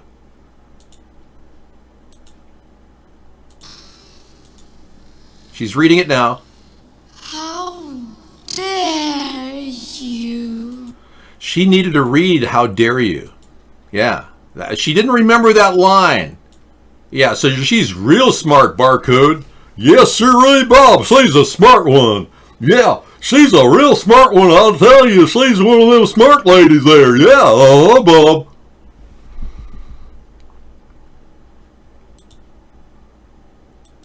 You want to talk about Pizzagate some more? Oh, I'm sorry. Hillary didn't want to get prosecuted. Yeah, she decided she wasn't going to be prosecuted, so you can't talk about this. I don't think you have the right to talk about it. What difference at this point does it make? You didn't know I looked like Hillary, did you? I don't talk about it a lot. I try to keep it to a minimum. Yeah, these autistic and Asperger's assholes think they're special because their moms were smoking crack when they were in the room. Hey, good point, Black Kitty. You know, you may be moving up in the organization, you know? Have you ever thought of working in the strip industry? Possibly making mixed drinks at the Bada Bing.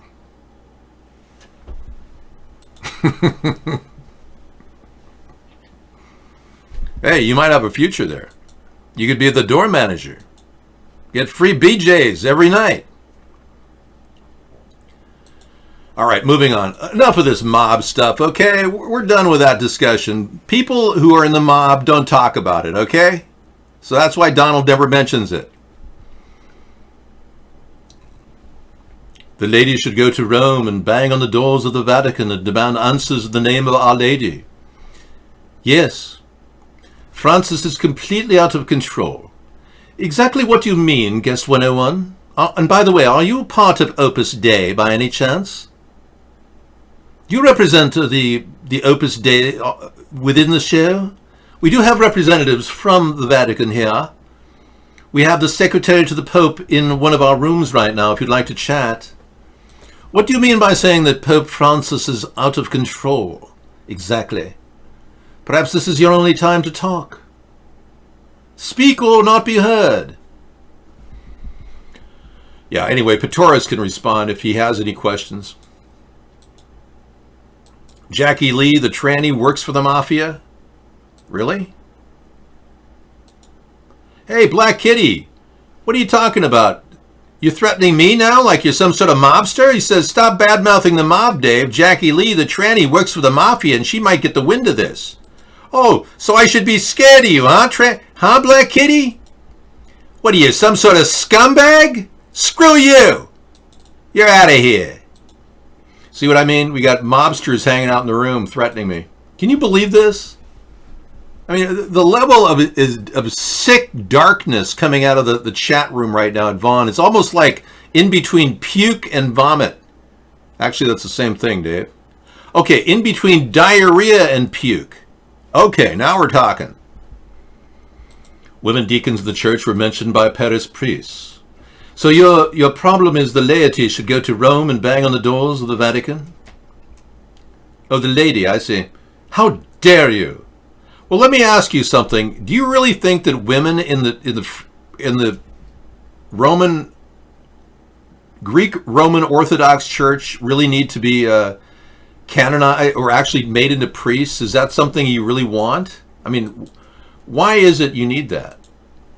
Are the priests not good enough to handle with your confessions? You want a female to do it? How do you know it's not some like Jewish woman going, oy vey, I've heard this complaint many times before. As being a true knighted priest, I'm now wondering, you're making me feel very verklempt. How do you know that you're really in need of that? Do you really need a woman priest? I mean, is there a need? Anyway, let's move on. We're not talking about religion tonight. They want to create a new world order, yeah. Well, the thing is, Trump and Putin work for the same people, the Rothschilds.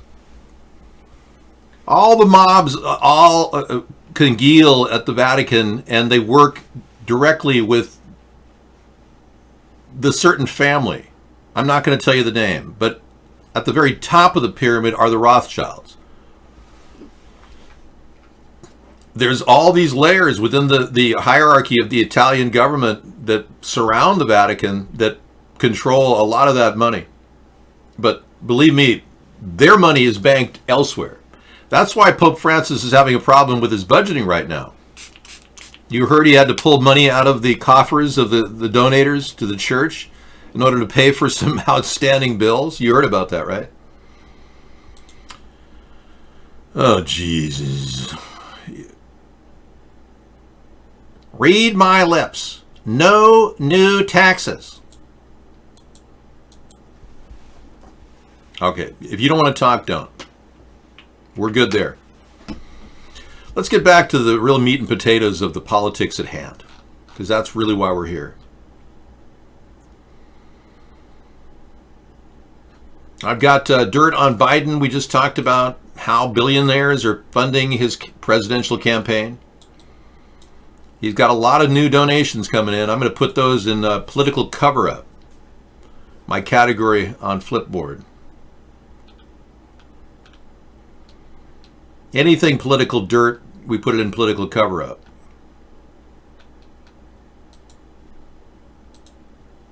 Right above Trump sucks and the GOP Russian connection. Okay. So this is like watching a child without training wheels. Biden's debate performance is a warning to Democrats. Whoa.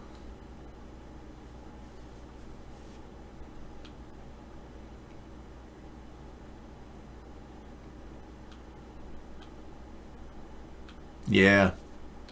This is a Democratic trite rag sheet. Yeah. Yeah.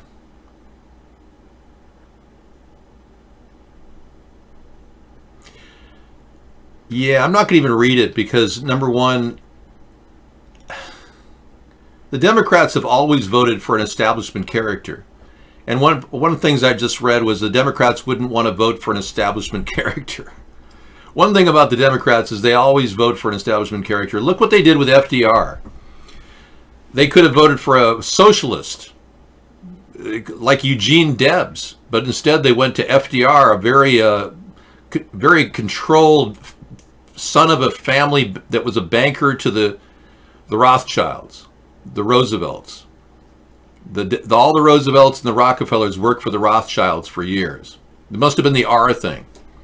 Anyways, FDR was just a pawn of the Roosevelts, or rather a pawn of the Rothschilds, because their primary goal was to take our country and bankrupt it during the 1930s. We actually have two corporate entities. One is the United States of America. Freedom Friday talks about some of these issues. We have the United States of America. That's one corporation that no longer is in operation and has been pretty much bankrupted since March 9th of 1933. So that's pretty much it comes under the heading of a subsidiary of the United States. You see, in 1871, these people conspired to create a new corporation above and beyond our prior name, United States of America. They created the United States. And I'll put it in all caps so you'll see it. This is a separate corporate logo and a separate corporate entity. It's not the same company or corporation.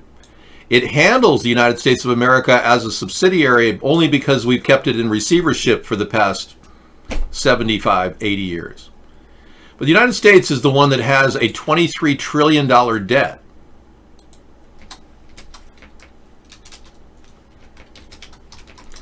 And growing. That's the company that really is teetering on bankruptcy now when the other one was already bankrupted.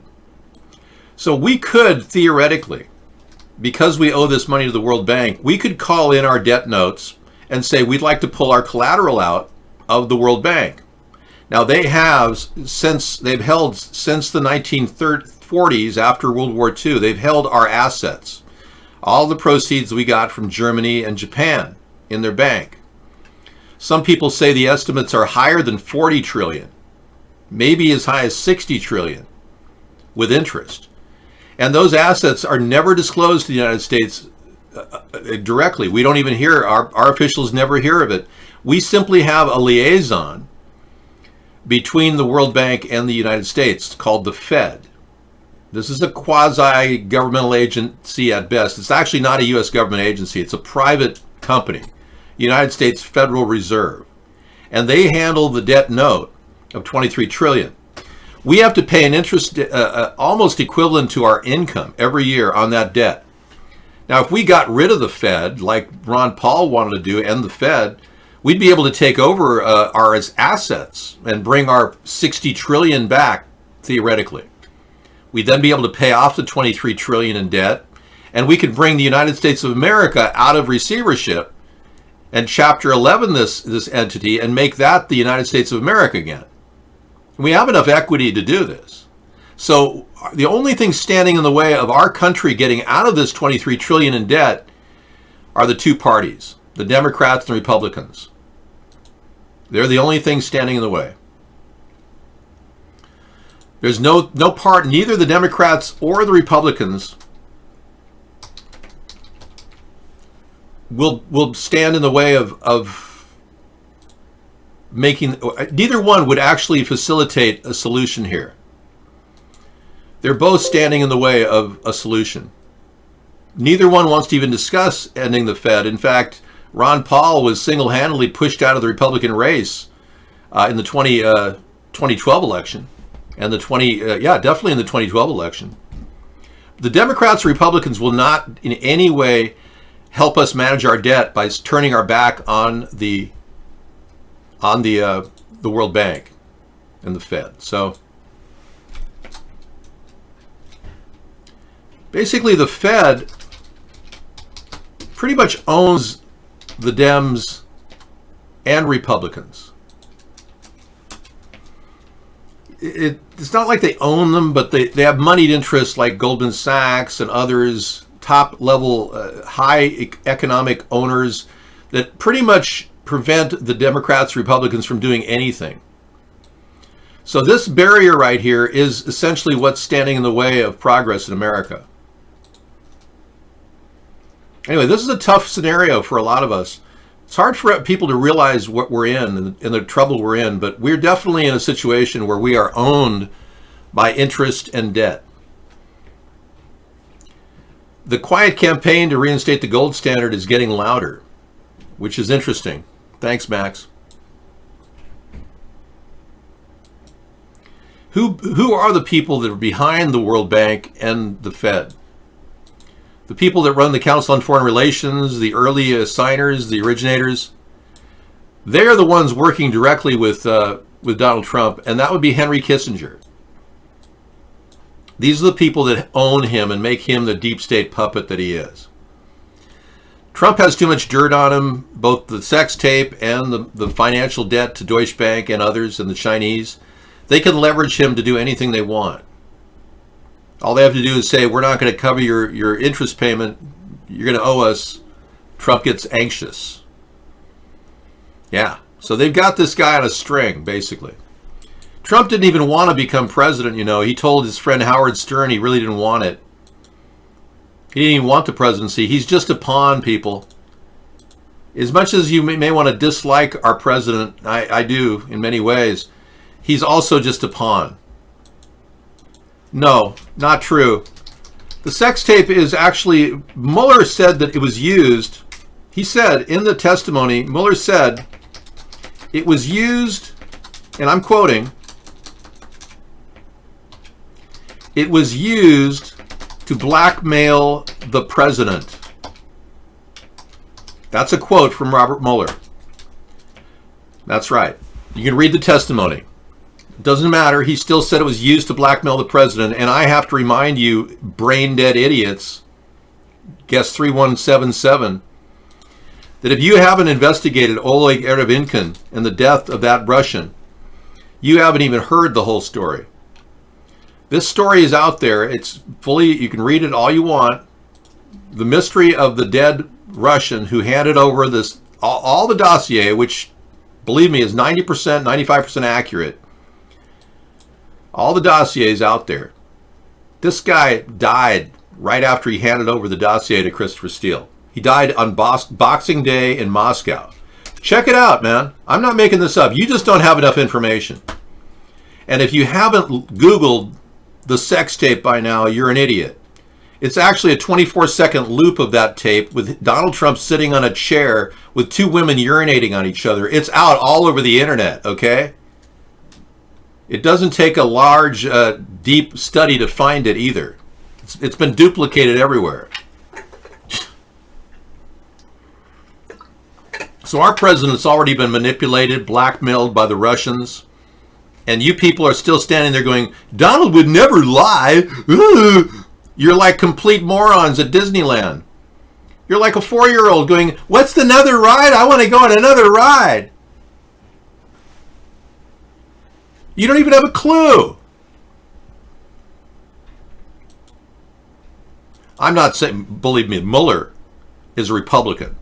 He has every reason to support Trump. Mueller doctored the 448-page item he released and redacted 9%. I'm not going to play that tape for you. I'm not going on the dark net to play that tape for you. No way. I'm just telling you it's all out there. You can hang out and listen to the show. I don't give a crap. It's out there. The fact that the Republicans and the Democrats don't even want to call witnesses during the Senate hearing is absurd. All the Republicans would talk about for the past 2 weeks is that we're going to get the whistleblower. We're going to get this whistleblower to talk. Who cares about the whistleblower? They got 12 people saying Donald Trump did quid pro quo. Hello? Yeah, Max wants to know why the U.S. government isn't adding to its gold reserves. Well, we are, but you don't hear about it. Hankou department stores? Excellent. This is not placenta spray. There's no placenta in it. This is pure water and fruit enzyme. I told you that. Anyway, this is a special recipe. Oh, now you're saying the FBI colluded with the DNC. Oh, yeah, some of this happened. Nobody's perfect. But the FBI's original FISA warrant was designed to stop Carter Page from talking to the Russians who were recruiting American politicians. The FBI actually walked right up to Carter Page and said, you shouldn't talk to those Russians. And he says, no, I'm still going to do it. Yeah, he said, I'm still going to do it. Whose misdeeds that you have documented here in this report, case agents, other members on the Crossfire Hurricane team, are they still, to your knowledge, working at the FBI? To my understanding, some are. Why are they still there? What's your understanding? I think you'd have to ask Director Wray. What about the case agent who directly misled the DOJ intelligence attorney, Office of Intelligence? So Senate Republicans are not going to call any witnesses. They don't even want to have discovery. They just want to slam this closed and shut it down because they're protecting their Russian oligarch friends too. Attorney about Carter Page's relationship with other intelligence agencies in our government who directly misled the OI about that. That person is still there. Did that take your breath away? It took mine away when I watched it live. Well, apparently the FBI is just fine with letting rampant political bias run amok in the agency. Okay. Well, political bias running rampant in the agency does not mean that in any way was the investigation compromised. But ironically, the Republicans should be thanking James Comey for rigging the election against Hillary Clinton. Isn't that ironic? The Republicans should be kissing James Comey's ass. But even when James Comey announced that this recent FISA report vindicated him, not even the Republicans wanted him to get a free ride. They still think James Comey is a bad guy, which I think he is too. You see, there's a group, a cabal of people working on both sides of the political spectrum. They can get Pelosi to make this impeachment turn into a 2-part impeachment, not a 5-part impeachment, which it should be. They can probably pay her off because she's greedy as hell, Pelosi is. They could easily pay off, the same group could easily pay off Mitch McConnell with re-election money from a Russian oligarch. Same thing with Lindsey Graham. They can both be bought off. And who is Donald Trump citing as his big guys in the Senate? Mitch McConnell and Lindsey Graham. When he refers to the entire group of 50 Republican senators, he thinks of those two people. Isn't that interesting? You other Republican senators ought to realize you're going down a toilet bowl of Russian corruption. No, I'm just telling you the truth, man. I don't really want you in the show anymore. So you're out of here. Yeah, I'm not a hater. I'm trying to get this country back on an even keel. Right now, we're being sold off to Russian oligarchs at your behest. And Trump's incredible weakness and insecurity as a person because he has so much debt and he's got that sex tape sitting on the internet with him watching two women urinate on each other. I imagine he has to sleep with a Xanax or something when he goes to bed at night. I don't see how he could go to bed. He probably slips a couple Xanax and says, "Don't bother me till the morning. Have Mike Pence sitting in the other room with a nuclear football. I'm sleeping right now."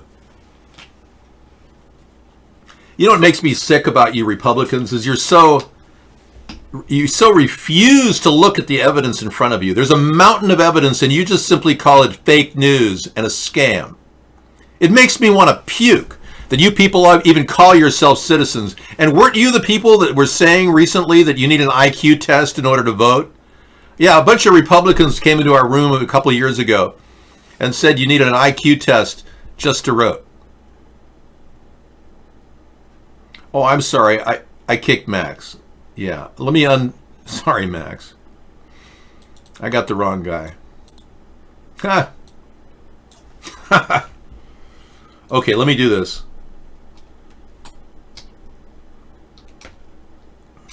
Let me just start with an unkick and see if that works. See if you can come back in now. How dare you? Anyway, it's just amazing how absolutely oblivious you people are to the idea of any one of these questions that we raise, that has risen, even being dealt with. It just shocks me.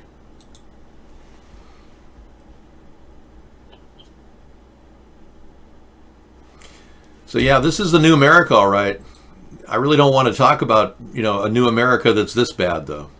We clearly need a third party to fix this problem.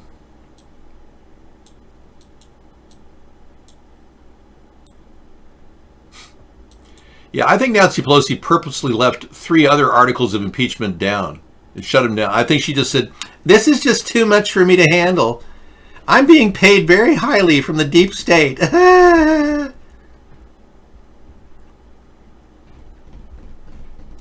Well, Max, are you still kicked out of there, or it's not working? Okay, let me do this.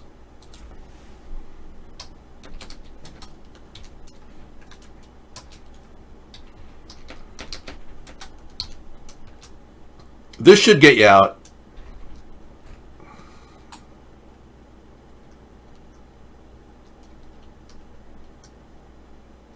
Now the username can't be found. Wow, they're really screwed up.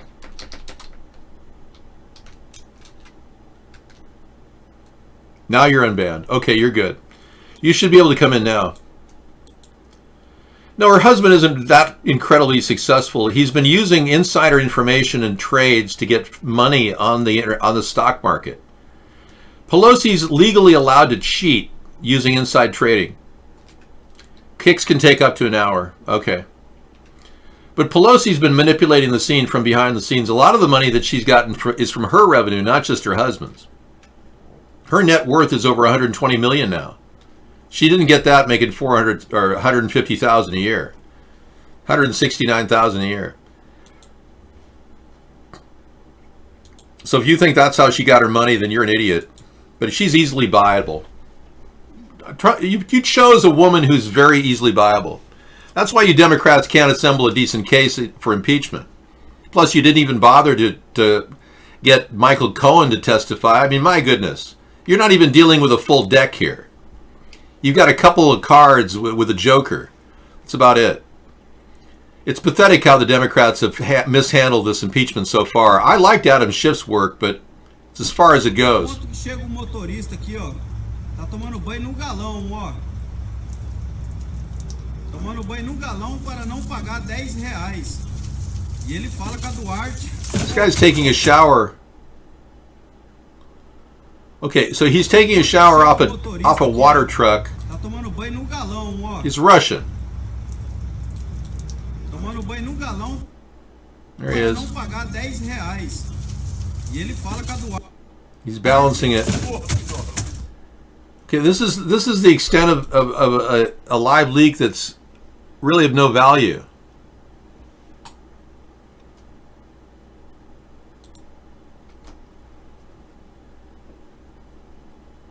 So now the courts have tied this entire thing about the tax returns for up till June. So if the House decides to rule on the impeachment before June, they won't have the tax returns. That's the weird thing. Yeah. So the Congress won't even have his tax returns to determine if he got money from Russian oligarchs before the actual impeachment hearing. This is how rigged this whole thing is.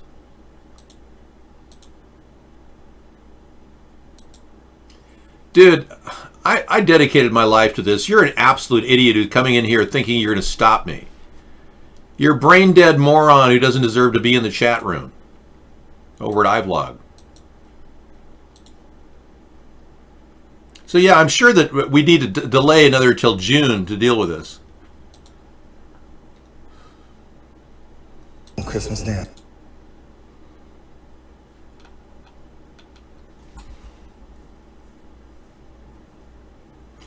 Boy, Chris Wallace is the only person now on Fox News that'll dissent against Trump. Wow.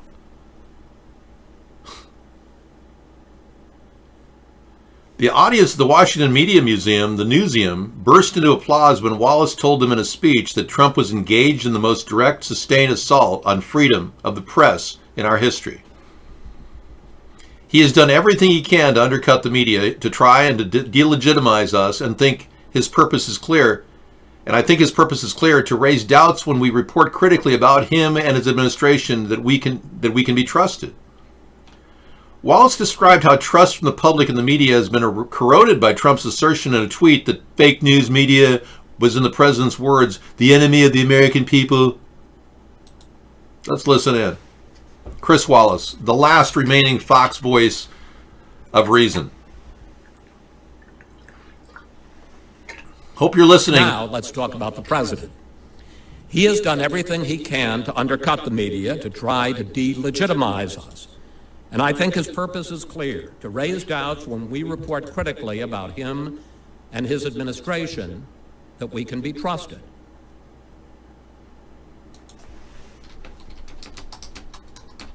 Is your sound off over here or something? Because sound is on.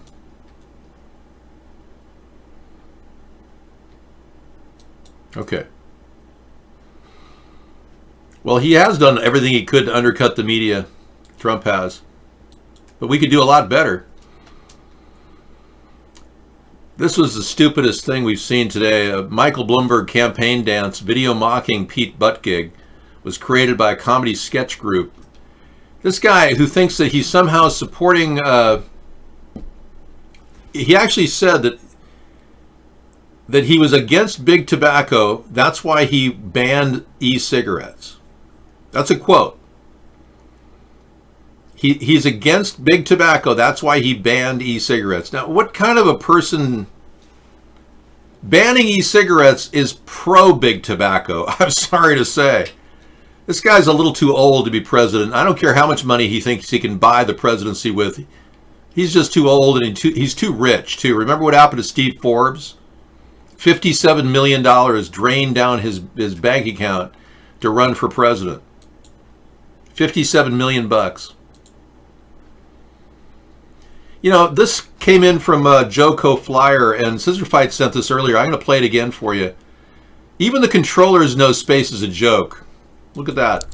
Well, if you ever need to know or understand that the controllers know that space, anything outside this realm, is a joke, straight off this particular tabloid news source, Elon Musk is sending marijuana to astronauts on the ISS. And we all remember this image here off the Joe Rogan show. So, with the seriousness of space being the ultimate achievement of mankind, the controllers knowing that they can't go to the moon, the controllers knowing that they can't do anything. Yeah, so people are allegedly now he's claiming that they're going to grow a mutant form of marijuana in space. I think that's bizarre that they even talk about that. Mad Dog, why would you think the FBI is spying on anything? They watch everything that's going on in the mainstream media. Yeah. Yeah, there's no way that this space activity of NASA will be taken seriously if they continue to act like they're mutating marijuana in the sky right now. Believe me, I'm not worried about people spying on a campaign that's totally transparent. Some people are not transparent. Now, Pete Buttigieg and Elizabeth Warren are actually both sparring for who's the most transparent. This is coming from a woman who claimed that she was a Cherokee Indian, claimed that she was fired for being pregnant. None of those things are true. Sparring with a guy who refuses to release 3 years of his corporate involvement in a company that manipulates the PR situation of any other company. Pete Buttigieg. He won't even talk about 3 years in his personal life. Rank the 10 Democrats with the best chance of winding up as their party's 2020 presidential nominee to take on Donald Trump. This week, we've got a new top 5. Let's go through them. At number 5, Minnesota Senator Amy Klobuchar. Klobuchar continues to slowly but surely maintain and grow a little bit in this race, particularly in Iowa. At number 4, Vermont Senator Bernie Sanders.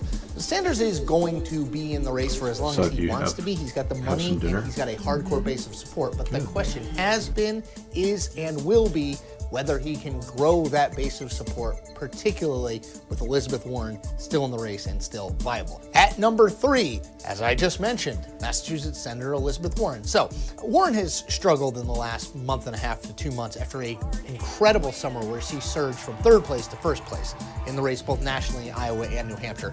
She's fallen back now behind Joe Biden nationally, behind Bernie Sanders nationally, and even behind Pete Buttigieg,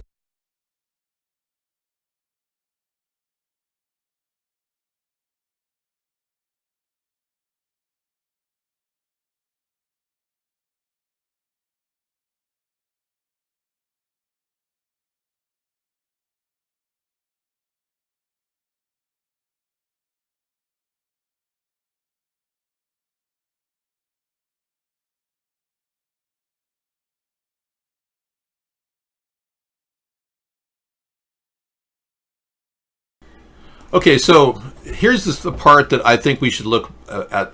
Pete Buttigieg is clearly only leading because of a big boost in the CNN poll out of Iowa. He leads Iowa, but he doesn't lead the race. Biden is still the leader of the race. Warren's coming in 3rd. They say that Bloomberg is going to garnish 9% of the votes at this point. Buttigieg is actually missing 3 years of his personal life. Can't talk about it. And like I said, Elizabeth Warren is hiding her Cherokee past that she lied about. And she also lied about being pregnant when she was teaching and being fired for being pregnant, caught in another lie. So both Elizabeth Warren and Pete Buttigieg are both having a battle to determine who's the most transparent when they're the least transparent of the bunch. Now that script came up when that black box appeared. and Yeah, I know. it directed us to some sort of a It update. always does it. I just X out of it. There's an animatronic Krampus display created by the 2016 Trans World Show in St. Louis. It shows an evil demon with a child. Wow. I'll show that a little later in the show. I don't think that's appropriate for the viewers right now. Yeah, I'll keep it in my thing, Drag King. That's just weird. Mad Dog, we're not concerned about FBI or anyone watching our show are concerned about them tracking us. We've done nothing wrong. We're the most legitimate 100% FEC compliant group out there. If we had been doing something bad, I'd be concerned, but I've never done anything wrong. Oh, they're going to be everywhere. I know that. We know that full well. We've had one guy from the FSB hanging out in our show for the past 11 years. He goes by the name of Medveral. He was an FSB agent for Russia. He's been watching our show daily, and we don't know who he's working for. Yeah, I don't know why he's been camping out in our show either. So there's a lot of things at play here.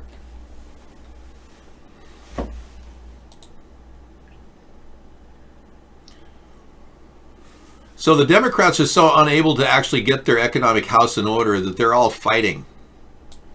They're thinking of skipping the next Democratic debate because there's a labor dispute. There's a group of people who are on strike. The campus food service workers are on strike after contract negotiations for better wages and healthcare broke down. So now these people who are ultra supportive of labor won't even go to the debate. So it's like maybe Tulsi Gabbard might just debate herself. And now Warren is now apologizing for faking her past. I'm sorry, but apologizing isn't going to cut it. You know, recently when Elizabeth Warren was asked to take a DNA test about a year ago, she took one. That they pulled it off her website, the test results. You can no longer go to Elizabeth Warren's site and get the test results. She yanked it. So she's still trying to hide the fact that she's not Native American. That's not a sign of a repentant individual who's trying to make amends, is it?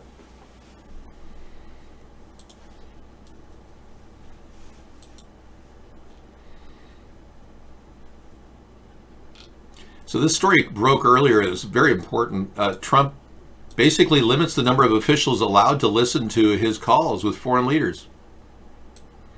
Yeah. He's got that completely controlled. He doesn't want anyone to hear his conversations with all these people, especially Putin. So that's a suspicious red flag right there. You Republicans should be thinking about why Trump has not recorded any phone calls he's had with Putin at all. I would think that would be number one on your list to determine if he's playing you, which he is. Believe me, I don't understand why the Democrats would be supporting Warren in that she lied completely, but it shows you how misguided the Democrats are. I'm not in any way trying to defend the Democrats. Definitely not.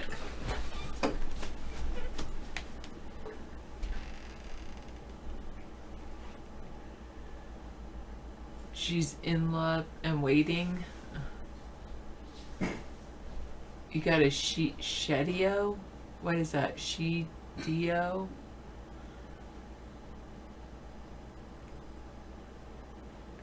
Trump limiting the normal needed intel, listening in on calls is a big deal. I think you're right, 317, about the Democratic National Committee. Oh, White House limits number of officials allowed to listen to Trump calls with foreign leaders. Report.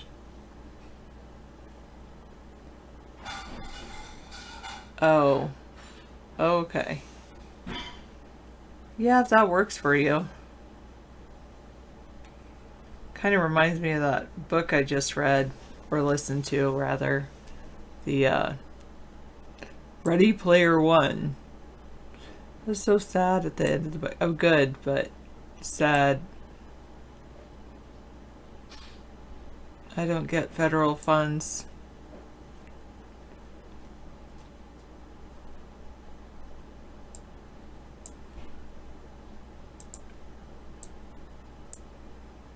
I on camera a couple hours a night just to give David a break from his show. Not that he needs it.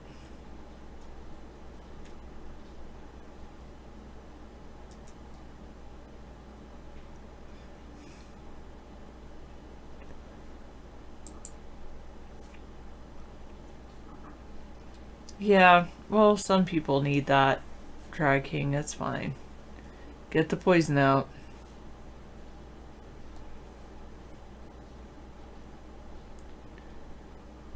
Maybe that's what I should invest in, those types of robots. I'm just kidding.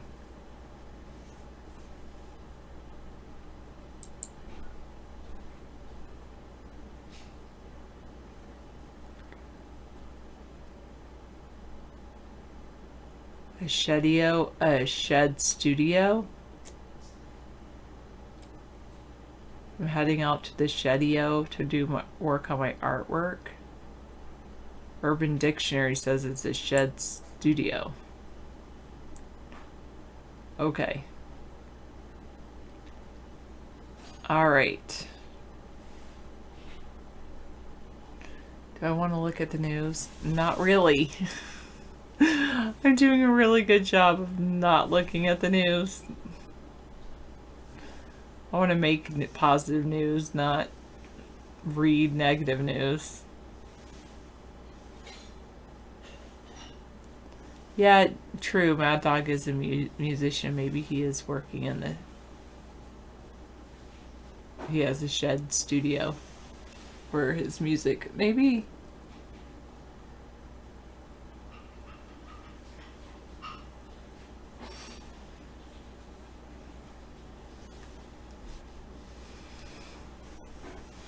Alright.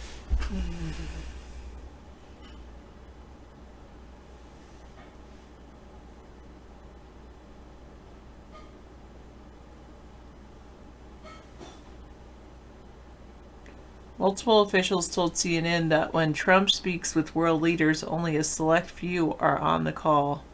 The list is approved by National Security Advisor Robert O'Brien. It's a new attempt to limit access to the calls to top aides only.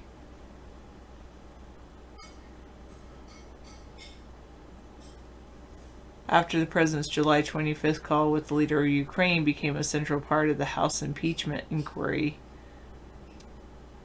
he started limiting calls. Hello, Mad Dog. Are you making music? I listened to a really good band last night.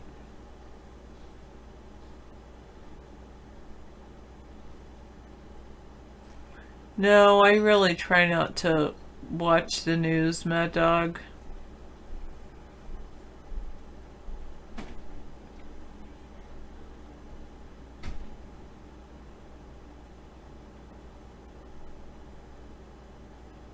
That's what David would completely agree with you, 317.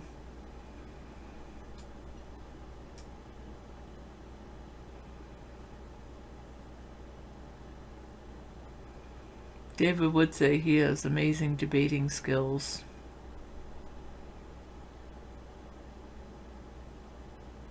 Maybe I don't, because I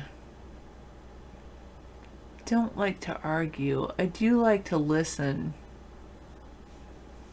Yes, I have heard that, Drag King. Pros and cons. Con, you gotta clean it just as much as you gotta clean yourself. I don't watch Fox. I don't watch CNN. I used to like scroll through Google News on the show because I felt like I had to fill this show with content. But now I'm like, I'm sorry, if you're just gonna sit here and watch me, I'll just talk about my life in general. And I would love to talk to you about your life. I like to listen to people. But that's about it. Oh, you meant Mad Dog doesn't watch Fox? I'm sure he does. He just seems like the type that does, but maybe I'm wrong.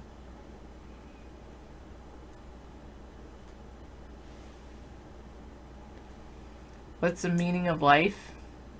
To serve. Well, they say the meaning of life is different for different people, but to help the planet, to serve. It's a cookbook.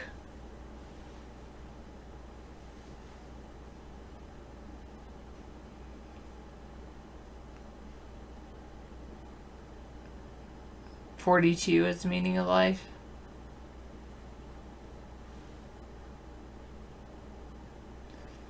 Well, gratitude for being able to live a life. If you have a bad attitude, I found having a good attitude is having gratitude is a cure-all for a bad attitude. Start making a list of all the things for which you're grateful. I'm grateful I can stand up. I don't have to just stay in bed all day. I'm grateful I have a bed that I can sleep in and I'm not homeless. I'm grateful I live in a house. I'm grateful I have David, someone to love me and care for me, no matter what. I am grateful that I have friends.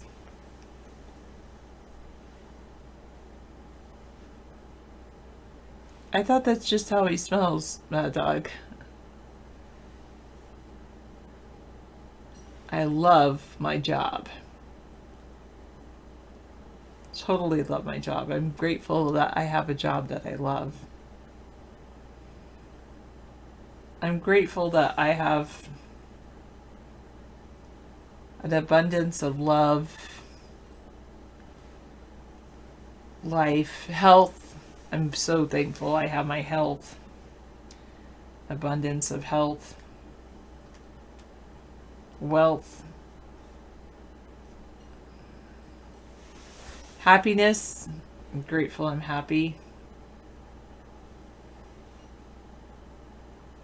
I'm grateful my material needs are met. I'm so grateful that I discovered the Marie Kondo method, the magic of tidying up. Oh, thank you. Yeah.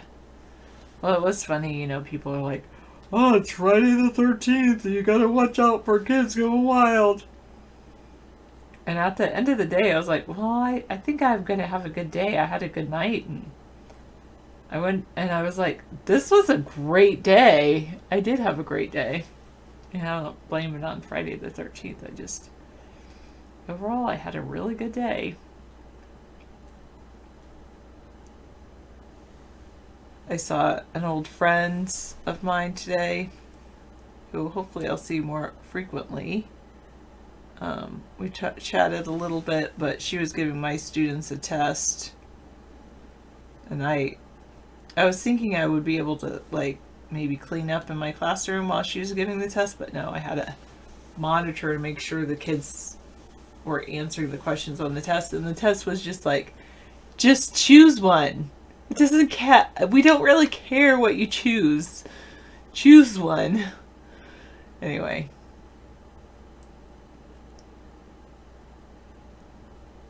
Yeah, well, I agree. Yeah, slow modes and don't worry, be happy. Well, I've been thinking a lot lately about, if I were a millionaire, I'm not, but if I were, what would I want to do with my life? I think, of course, David would want to spend it all to run for office if he had unlimited funds. You'd probably put it into his advertising. I would spend my life doing exactly what I'm doing now. Teaching. It's so fun. It's rewarding.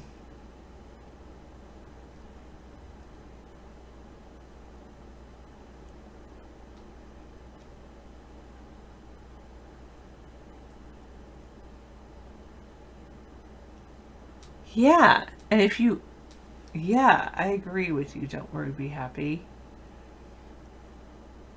Well, I love there's a little thing I keep in my classroom, and it says, "A teacher who loves teaching teaches children to love learning." And I do. I really do love teaching. It's one of my favorite things. I like when the light goes on and they're like, "Oh, I get it."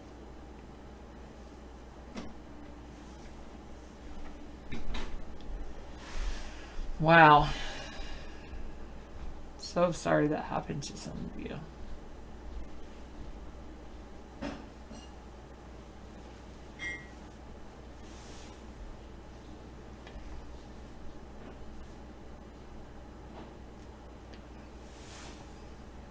And yeah, today was really cool. So one friend came in, gave him a test for a while. Then I had the kids and I, we wrote a letter to our parents, and I said, next week's the last week before winter break, and you can write to them that I decided to have a party. We're going to have a party. So they're going to have, like, they can wear pajamas, bring a blanket, bring a stuffed animal. Yeah, all that. And and they can bring a healthy snack, because one girl said a while ago, she's like, if we ever have something, I've got candy canes for everybody. So I said she can bring the candy canes, but the rest of you should bring a healthy snack, because a candy cane's enough sugar.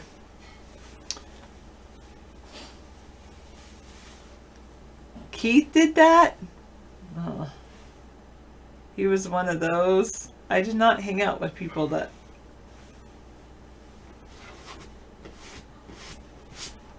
set up cherry bombs.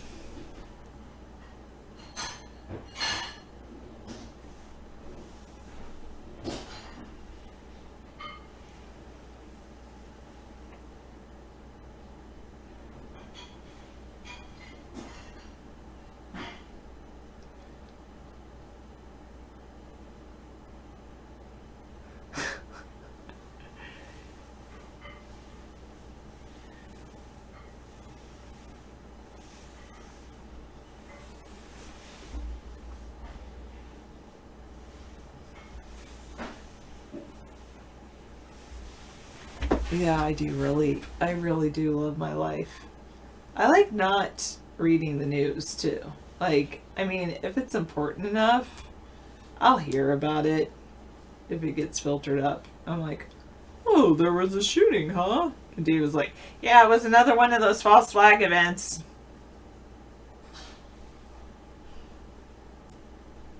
So, there you have it. Good night, Cat Fluffy. I do believe in climate change is affecting us, so.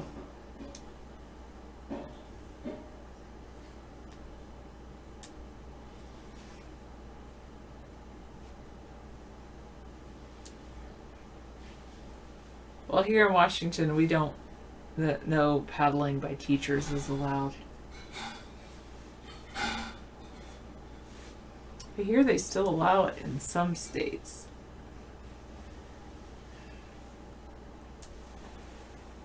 And I'm just like, why? I know that whole spare the rod, spoil the child, but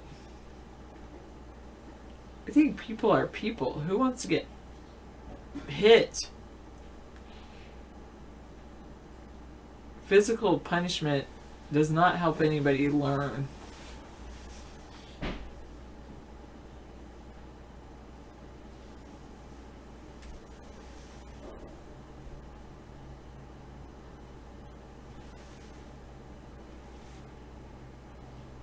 I agree. Totally. Don't worry, be happy. Exactly.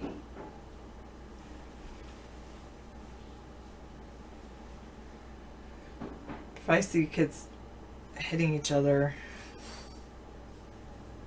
I try to stop that as soon as possible.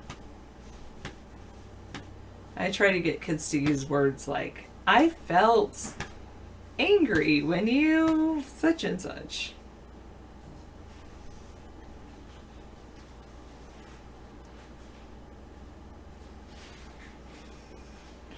I think that's one of the things like that.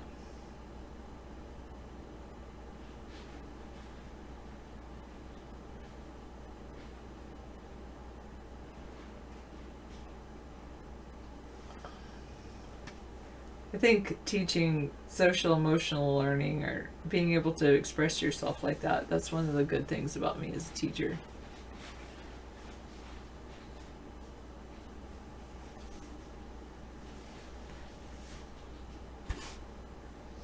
You got paddled in front of the whole school. It's just so weird. I guess you guys had small schools. Well, after I moved away from the South, there was no more paddling. But I was always one of those good students, so I never got paddled in the first place.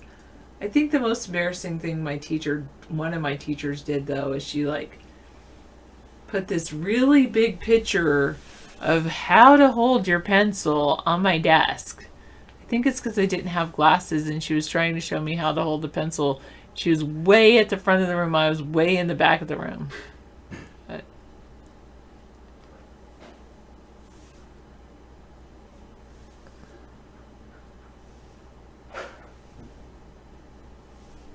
And I didn't even get tested for glasses till after I left that school.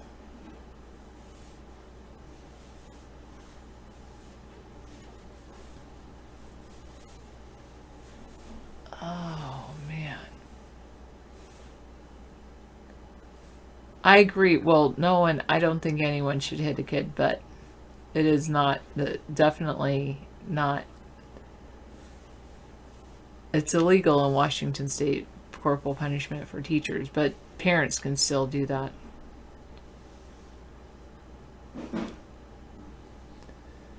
In kindergarten, the best thing out of the day was a box of milk, the little milk cartons.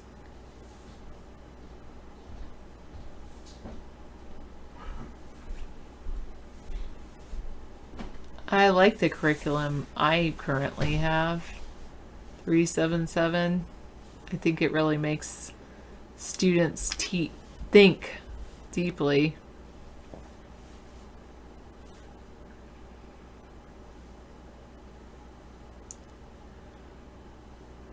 And explain their thinking. So I like it.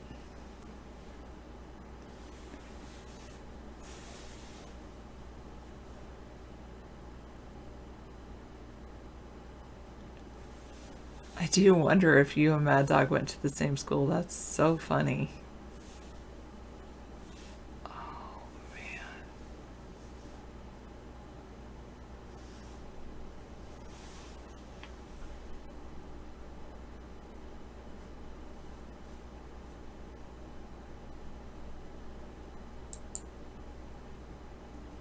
man.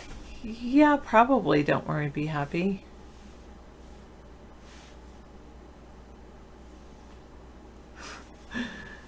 Your math teacher would aggressively throw candy at the class after a test. I'm not opposed to it. Don't worry, be happy. I'd be fine with that.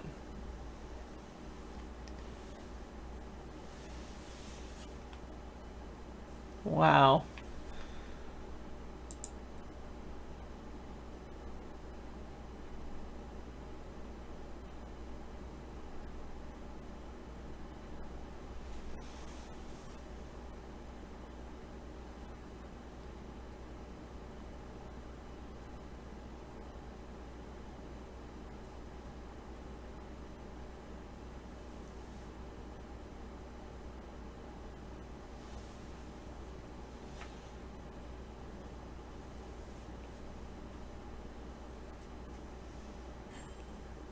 Not joking, he was a fun teacher. He said he didn't need to paddle. Just teach us to dodge. There's a candy. Don't get hit with the candy. Hard candy. Oh my goodness.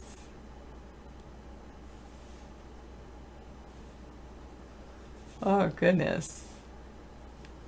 But yeah, I do like the curriculum. Yeah, I think you're right. Don't worry, be happy. I should probably add more pictures of students learning.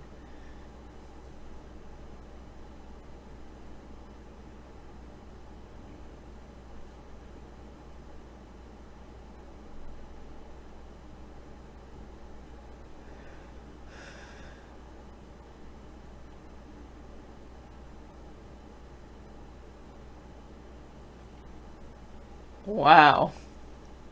No, I have not been laying in a tanning bed.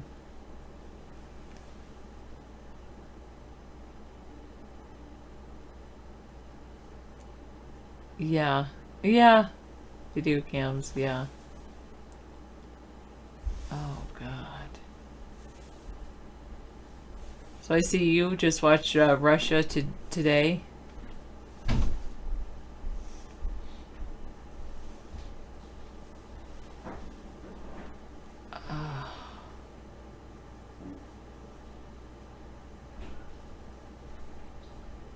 Yeah, hopefully, Medveral. Hopefully that's it.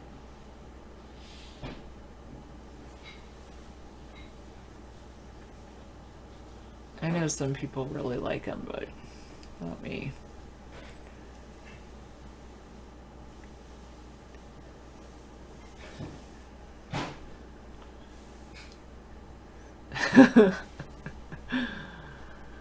Oh, goodness.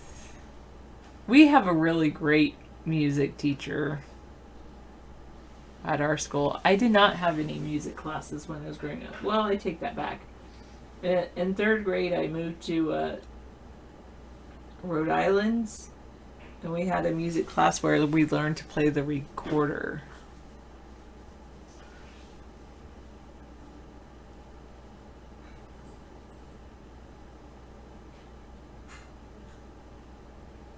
Do I remember a nonprofit website that gave interesting articles on education and other topics? No, not off the top of my head. I have like interesting engineering, ed teach.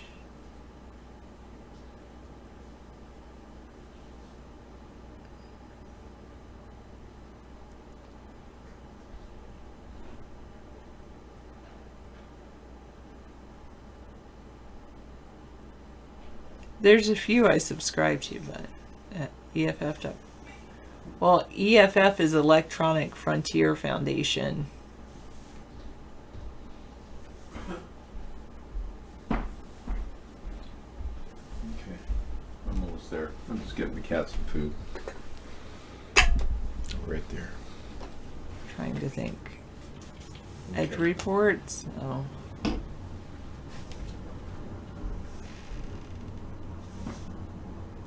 When you try to teach your kids how to play the recorder in 2020, that's pretty funny. They ask, where's the record button on that instrument?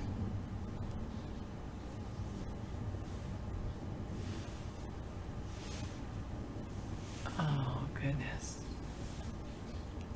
I know it ended with .org. Oh, khanacademy.org? No, that's not.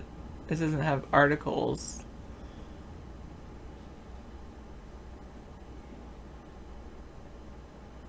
Oh, all sides?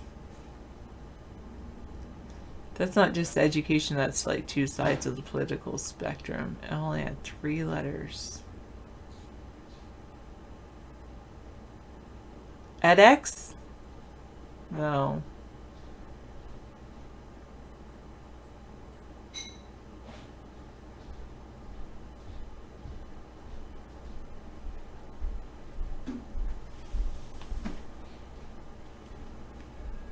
NPR is like National Public Radio.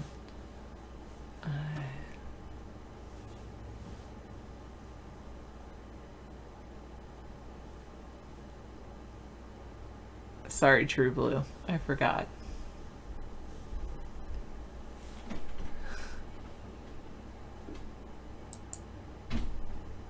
All right. David will like this. The links Meow posted. What? One about Taylor Swift is attacking Soros for investing in her music without her consent. I like that, yeah. Good And for her. Bernie Sanders endorses and then unendorsed The Young Turk. a Young Turk guy for Congress. Yeah, that Young Turk guy is a socialist. He's part of the Social Justice Democrats. He's one of the people. Ocasio is the other. And they've got a guy from Bernie's team working the internet aspect. Yeah, they got the front man, the back guy who does all the lists and things. The Social Justice Democrats are really funded, I think, by Soros. Ironically, Taylor Swift is after Soros because he's buying her songs without her consent. I guess stocking up on whatever. Okay. Yeah, thank you. Have a great evening. Go take a bath. Take a nice, relaxing bath and keep that music roaring. It's great. I love that. It's really fun to have Sirius radio in our room. I love that. Thank you. She is. She worked the whole week. I mean, she seems tired. She should be. She's saying goodnight. Yes, she is.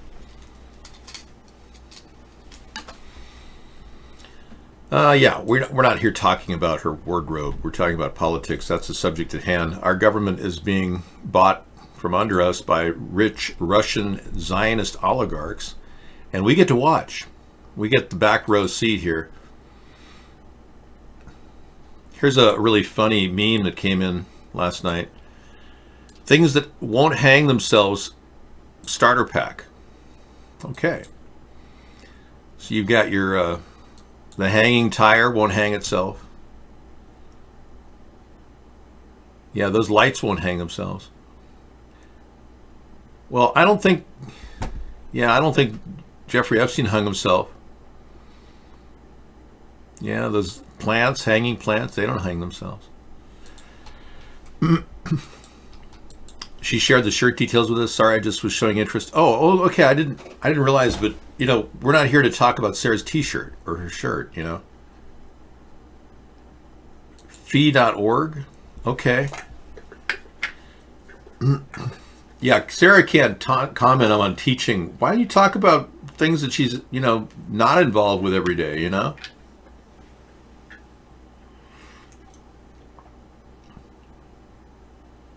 CNN admits Democrats purposely misquoted Trump during the impeachment hearing. Okay, that's fine. We'll give Donald Trump the benefit of the doubt. I'm more than willing to cut him the benefit of the doubt. He's still guilty, but you can cut him the benefit of the doubt if you want. The guards weren't around. They both were on duty, apparently sleeping during the time period. Both guards, both shifts slept through that whole period. When a guy came in from a white van and he was dressed in green fatigues, according to witnesses, and these were, of course, anonymous witnesses, but they did report it at the same time Jeffrey Epstein was known to be missing, or shall I say dead in this particular case. They claimed he died.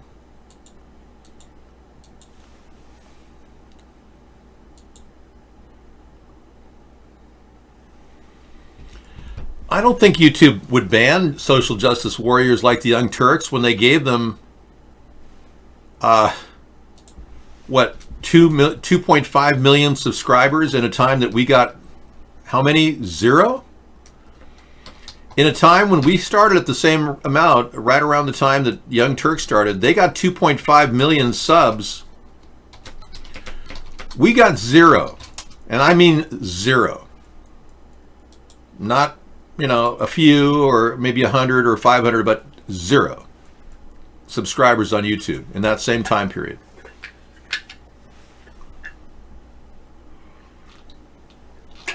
Okay, I just have to filter through some things that are taking up space in my hard drive. Yeah, it takes a while. The Foundation for Economic Education, I will give her that bookmark it for her for education purposes. I'm going to put it in her tech folder in case she wonders where it is. It's in her tech folder.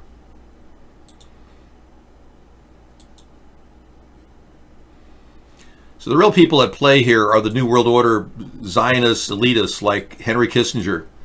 They've got their puppet on a string and they can control him whenever they want. You know, anytime they want, they can just dangle him.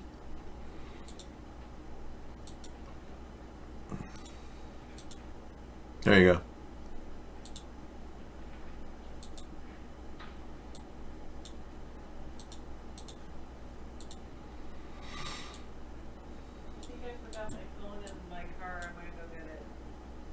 Okay.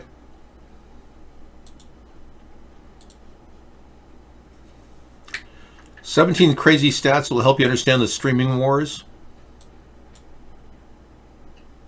that's going on. In 2018, Americans streamed 8 billion hours of content per month. That's equivalent to nearly a million years signed up. So 10 million people signed up for Disney Plus the day it launched. And Netflix is spending a reported $15 billion on, 148 million Americans say they watch Netflix at least once per month. Yeah, that's very good information. And you know, this is a way to get rid of the advertising that we are so forced to do. Many people are just saying no to advertising. They're like watching Netflix and enjoying it. Yeah. The question is, when will Netflix start picking up TV commercials? And when will other competitive networks have enough strength to compete with that with no commercials? Because back in the day, there was an actual referendum. They asked the American people if they'd like to have commercials on paid subscription TV. And resoundingly, they said 87% said no. They didn't want commercials. Then along came Michael Powell, the son of Colin Powell, our FCC director, and he said, oh, well, you know, corporations are people too, and they have a right to individual views and free speech, so corporations have the free speech to advertise on your digital airwaves that you pay for. That's what the ruling went. Even though you're paying for a private subscription service, not necessarily open to the public, they still ruled that they had the right to advertise anywhere they want because it's free speech. That was the ruling. And that carried over to the Citizens United ruling, which the Supreme Court held up, which I think is completely bogus and ridiculous. It supports a corporatist state that is ruling our world right now. Yeah, in 2015, cable providers were charging on average $69. Back in 1995, way back from 2015, they were charging $22 a month, or even $38 in current dollars. So they're charging double what they were charging in current value for the same type of services. 60% of Americans are cost cutters or cord cutters, people who once had cable but choose to cancel. Oh yeah, 60% of canceling cable. A lot of people, we did.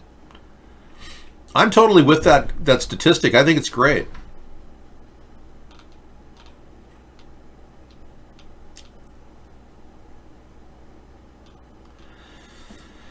You know, when I reach the point where I have to watch Friends on video on demand, I think that'll be it for me. I mean, how did those people make all that money? I mean, that wasn't even that great of a show. Every single star on Friends actually got, believe it or not, $1 million per episode. I mean, is that unheard of? It was like, huh? What? Number one, in 2018, Americans streamed 8 billion hours of content per month. Number two, 10 million people signed up for Disney Plus the day it launched. 3, Netflix is spending a reported $15 billion on original content in 2019 alone. $15 billion. That's a lot of money. Yeah, they've really ballooned out. And in 2000, 68 million Americans had cable subscriptions. Huh. In 2011, 21 million had Netflix subscriptions. So in 2011, that means if Netflix wasn't that expensive then, they had 21 million subscriptions in 2011. That means they were making $21 billion a year, roughly. Thereabouts. So they've been making enough, $21 billion a year at that rate, to pay $15 billion in 1 year on content. So they're throwing a tremendous amount into content, which puts Netflix kind of light years ahead of others, but Amazon Prime is now doing their own stuff. I was just watching a series. I'm watching a series right now called Sneaky Pete. It's really good. It's a really good show. It's 5 stars. Good content Amazon's producing. So people are actually enjoying this stuff. It wouldn't be selling if people weren't enjoying it. 148 million say they watch Netflix at least once per month. Apple doesn't have a streaming service yet, but has reportedly already spent $6 billion on original content. So Apple's making movies and they're going to be releasing them on their network. That's interesting. And then Warner Media just recently agreed to pay $425 million to reclaim streaming rights for Friends for the next 5 years. So Friends is still a hot commodity. And I never saw one single, I think maybe a half of one episode. Wow. It's amazing how much entertainment is in our society. Well, you know, that's a very interesting thing, because we could veritably be experiencing what is called diversion. That's right. Yeah. Ding, ding, ding, ding, ding, ding. This is a big plan to divert our attention. Yeah. So we're all watching Netflix while the world continues to devolve into a hellhole. And we're wondering, well, we don't really have a political voice, so we're basically all brain dead. Okay. It's a diversion. Right. You got porn, you got video games, you've got Netflix, Prime, Disney Plus, news, weather, and sports 24/7. You've got sports. That's a huge venue for a lot of you guys. There's not one person that really has time to read a book. They've got us totally diverted. So eventually our society will be like, huh? I don't need to read. I can watch TV. Like you can use a calculator. Why would you need to know math? I could use a calculator. Directed energy weapons predicted since 1991. Space-based killing machines. 153 has a story. Thank you, Scissor Fight. Let's take a look at this story as it unfolds. This looks like a good one. Yeah. This is the story of how a boy named Sparky, together with some of his friends, became involved in an experiment called lasers from space. From space. It was here that Sparky learned how to control the dialogue. This too is a diversion. Yeah, the multimedia we're in too. That's part of the diversion. We can't help but be part of the diversion. We are all part of the diversion. Lasers from space. So they talked about it way back when in 1991. That's really interesting. We'll watch this tonight. Yeah, what the heck is that? I know, that's what I'm talking about. Don't you want to watch it? So DJ Sammy O On Demand says, I don't do porn. I don't do TV. I don't do Netflix. I don't do Disney Plus. Well, what do you do, DJ Sammy? You just listen to music online, man? Y'all mixing it up every night with some music, babe? What's going on with your life? You do music. That's what I'm talking about, man. That's what I like to do. DJ On Demand, there you go, man. That's what it is. Feel good. Free love. Melt away.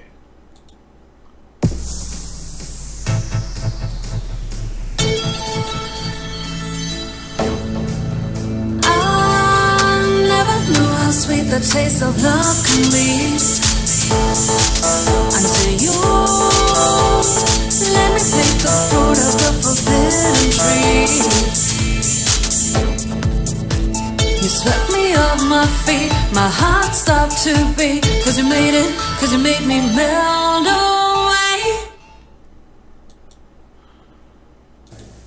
I mean, I love China. All right, so see, the #1 movie will be Ass. Yeah, exactly. It's kind of like the movie Idiocracy. If you've ever seen Idiocracy, the writer of this movie and the maker of the movie is so amazed today that his dream, or his futuristic nightmare, I should say, became a reality. Even he's baffled by how much it's coming true. It's like, oh yeah, I like money. Do you like money too? And that's how people are now. They're being bred to like just money. There was a time when people went to college to learn things. Now they go to college to make money. You rarely ever hear people wanting to learn things in college anymore. I know. Yeah, Donald Trump is the king of debt. Right. You bought the line, hook, line, and sinker. You still support Trump, don't you? Lurch for life. Yeah, that's sad, isn't it? Yeah, you still you admire him because he's the king of debt. He acquired all that debt. Wouldn't you like to acquire all that debt? Yeah, anybody like Trump who's a moron who took $431 million from his dad surreptitiously, secretly, through tax evasion. Anybody who does that, you admire, right? So you think a Plex server in your house with the radar sonar apps, along with a news group server set up properly, is the best streaming? That's wild, man. Who wants to go into that length to hook up streaming video? My goodness, what era are you from, Slow Modes? It's almost like you're working on a Bomar Explorer back in 1976 in your mind. We forgot, Larry Sinclair. For this one night, we wanted to forget that Barack Obama had sex with a man. Thank you. We wanted to imagine Barack Obama as this. Well, let's be clear. Michelle and I are working together to have a very comfortable heterosexual family. Instead, we got the opposite. And you remind us of that every night. Look at this picture of Barack Obama when he met Michael LaVaughn Robinson, who is now his wife, Michelle. Michelle, my belle. Anyway, the Michael LaVaughn Robinson was a running back at the Oregon State University when he was working. I guess they met in Occidental, and this guy in the middle is probably just really happy to be standing next to two big black guys. But in any event, Donald is a true scam artist. I agree, but we're talking about Barack Obama. Are you not on point here? Well, let's talk about his gay lover, Larry Sinclair. The man who he had sex with in a limousine, according to Larry, while they were smoking crack together. Where Senator Obama exited the limousine with $250, which was provided to him by me. Returned a short while later with an 8-ball of cocaine, which he gave to me. I did ingest a couple of lines of cocaine, and shortly thereafter, Senator Obama produced a glass cylinder pipe and packet of crack cocaine from his pocket. Obama then smoked the crack cocaine. I performed fellatio on Senator Obama in the limousine during the time Senator Obama was smoking crack cocaine, after which I had the driver take me to my hotel, the Comfort Suites, Gurnee, Illinois.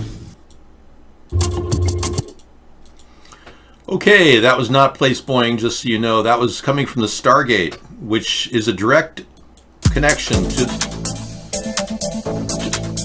the alien species.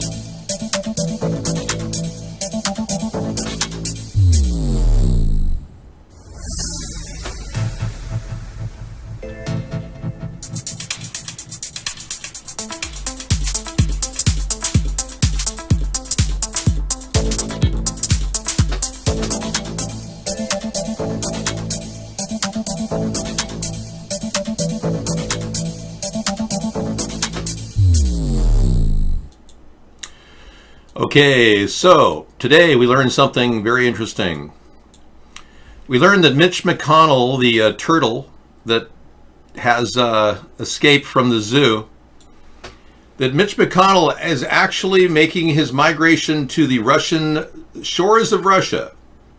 He'll be arriving at the shores of Russia soon. At this rate, he will be swimming in the waters outside of Crimea. In a resort hotel offered exclusively for Mr. Mitch McConnell. You are always welcome in Russia, Mitch. Don't hesitate to ask for a favor. Everybody loves you in Moscow. Ha ha ha ha ha. Is your rig election in favor of Donald Trump making a joke of entire American people? Everyone loves you, Mr. Mitch McConnell. Ha ha ha ha. He does resemble Turtle. And people laugh at him, even though he's so much power. He controls the entire Senate, and we simply bought him off for $3 million through Blavatnik. You stupid Americans believe everything. You think this man represents America? You represent Russia. Now, we're going to remove the color tonation so that you can see the color of the abuse of power so that you can remember this. Don't forget it. Remember it in infamy.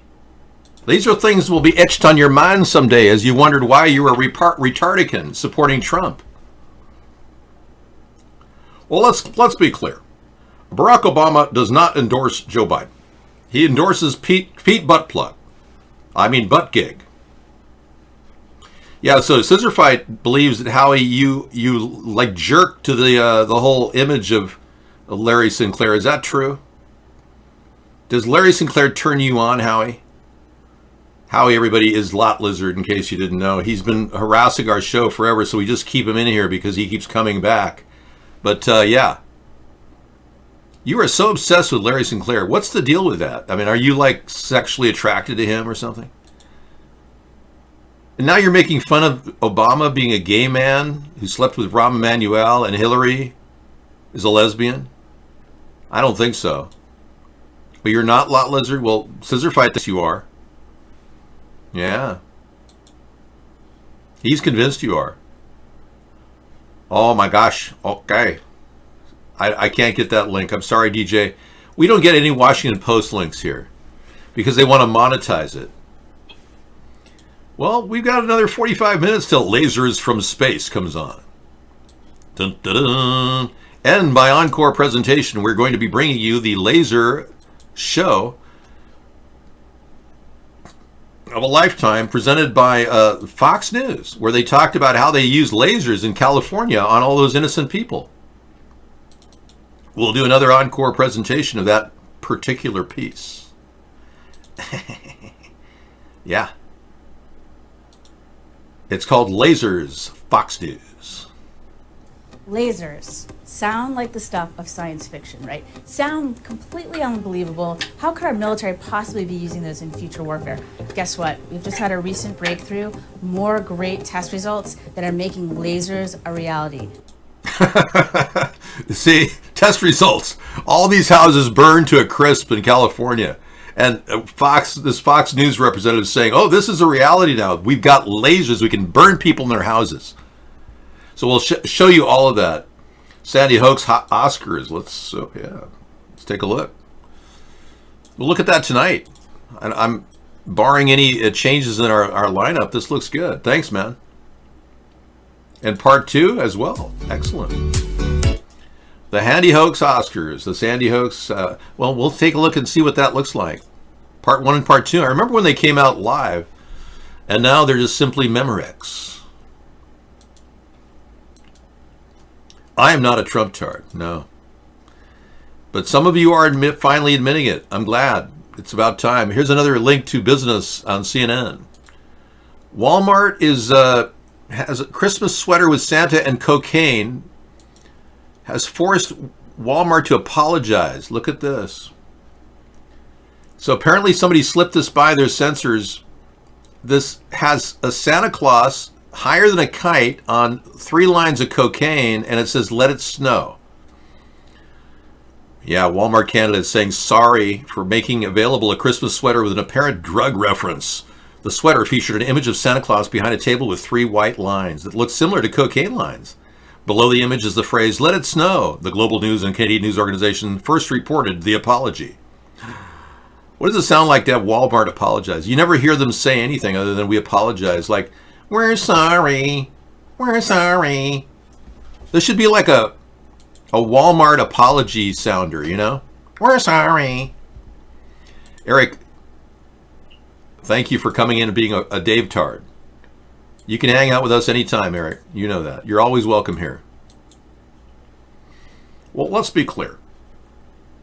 We got a lot of things to talk about tonight, which is fun. Yeah, enough of the Republican and Democrat crap. I did bring up an important issue for you retardicans. Yeah, the Russians did do a flyover Area 51 about a half a year ago. Yeah, in case you're wondering if Donald Trump was working with Russia, this may be an eye-opener for you. Yeah, they're already doing flyovers over our country. You can check that link out anytime. You two over at Twitch, you're lucky enough to get our links, and same with you at Periscope. Check that out. A flyover over the entire beautiful. Whatever they want to do, it doesn't matter. It doesn't matter. We'll feature this impeachment I trial. wouldn't mind a long process, because I'd like to see the whistleblower who's a fraud. The whistleblower wrote a false report. And I really blew it up when I released the transcript of the call. And then Schiff gets up, and I blew him up too, because he went up in front of Congress and he made a statement about what I said that was totally false.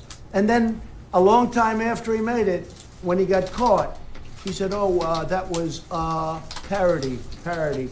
No, Schiff is a crooked, he's a corrupt politician and a disgrace. And because of the fact he's in Congress, he's got immunity, so you can't do anything. But he went up there, you know that, he made a totally false statement. Everything you're saying is, Donald, is totally false this, totally false that, by your definition. But by others, they think it's so totally true. So Donald Trump is the only one tooting his own horn saying it's all totally false, it's all a scam. And then all you Republicans believe him. He's getting a taste of his own medicine, exactly. Thanks, Joe. Well, I'm sorry. The flyby of Area 51 is not normal. You know why, slow-mos? Because we don't have any flybys of the Soviet or former Soviet Union. We don't have any flyovers Moscow or the secret areas where the gulags are held in the Siberia. Well, we can do that. Yeah.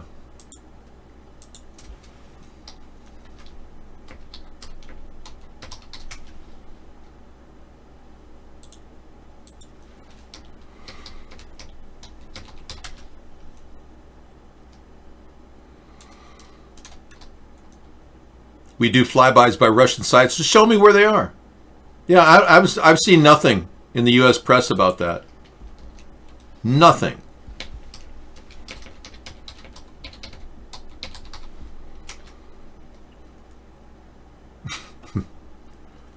Retardicon.com is not available. I'm sorry, that domain is not available. Retardicon.org is. Yeah.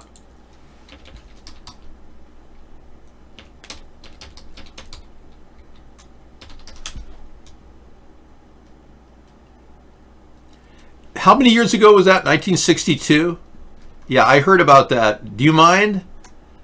We have a little catching up to do. We don't need to know what happened in 1962 anymore. We need to know what happened to... thank you. We need to know what happened to 1992 and 2002 and 2012 and 2018. But we don't need to know about 1962 anymore. Thank you. You're dispatched back to your gulag in Siberia, sir. Yeah, I think they should send you back with your cyber truck, whatever you bought. Here's what Donald Trump wanted, and he's very jealous of Greta. This was his ideal, and he hasn't really achieved it yet. Donald Trump, the power of promises kept. There you go. Greta Trumpberg. It's little Greta Trumpberg. Well, you look at the whole city underneath, yeah. The graphic of Trump on Greta was creepy enough, I know. You should let chatters with a higher IQ than their shoe size, Dave. I've been trying to weed them out, Joe. Don't worry. You're not the only one who's concerned. Well, let's be clear. Okay, I'm about ready to show you something very disturbing. It is a transgender sculpture somewhere in the world. It's the animatronic Krampus display created for a 2016 Trans World show in St. Louis. This is going to make you wonder what the hell these people are thinking, these transgenders. Look at this creature they created. Look at how it's holding.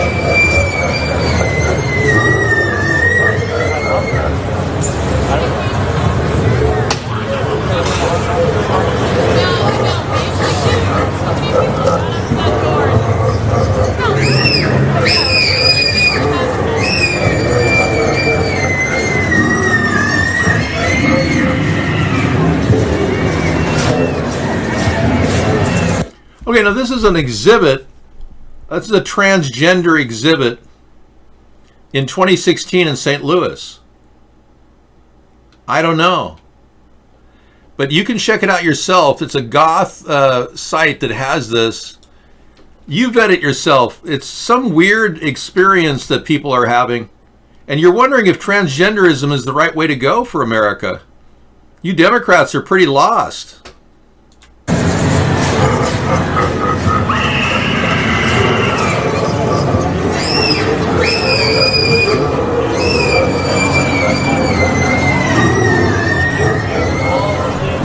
It's happening up there too.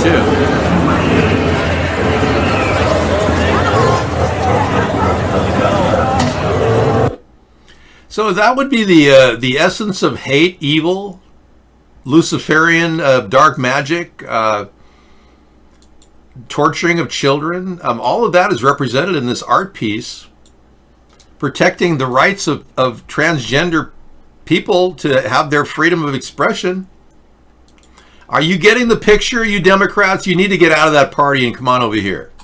I welcome all you Democrats who care about the environment, who want to deal with the problems, but don't want to suck up to the New World Order and to the evil that controls the world's darkest enclaves of pedophiles. These are the people embedded in our government. Yeah. Are you concerned? I certainly am. Well, transgenders are meeting in public libraries in King County here and across the nation. There's a lot of transgenders meeting in libraries that have a huge following of people, even parents that take their kids to see the transgenders read story tales. It's like a Christmas event for some people in our liberal burn-tard area that we're in, where the burn-tards are everywhere. You never met a tranny with beautiful feet. Wow. I'm not reading way too much into it. It's evil.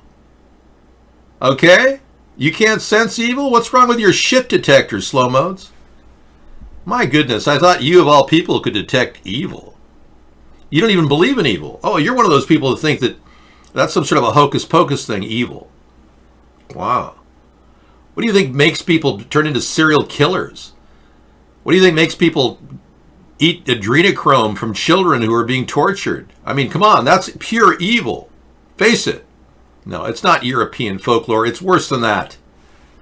That's like saying the Rothschilds gathering at the Gothard Paths with countless people who are just all controlled, mind-controlled zombies, where they all danced in front of everybody for a fee of some sort.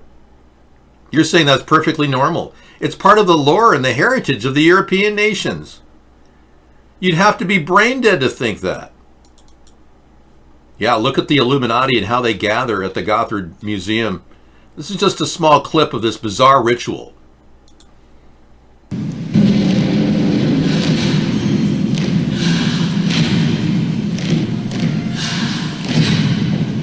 As this is a major people,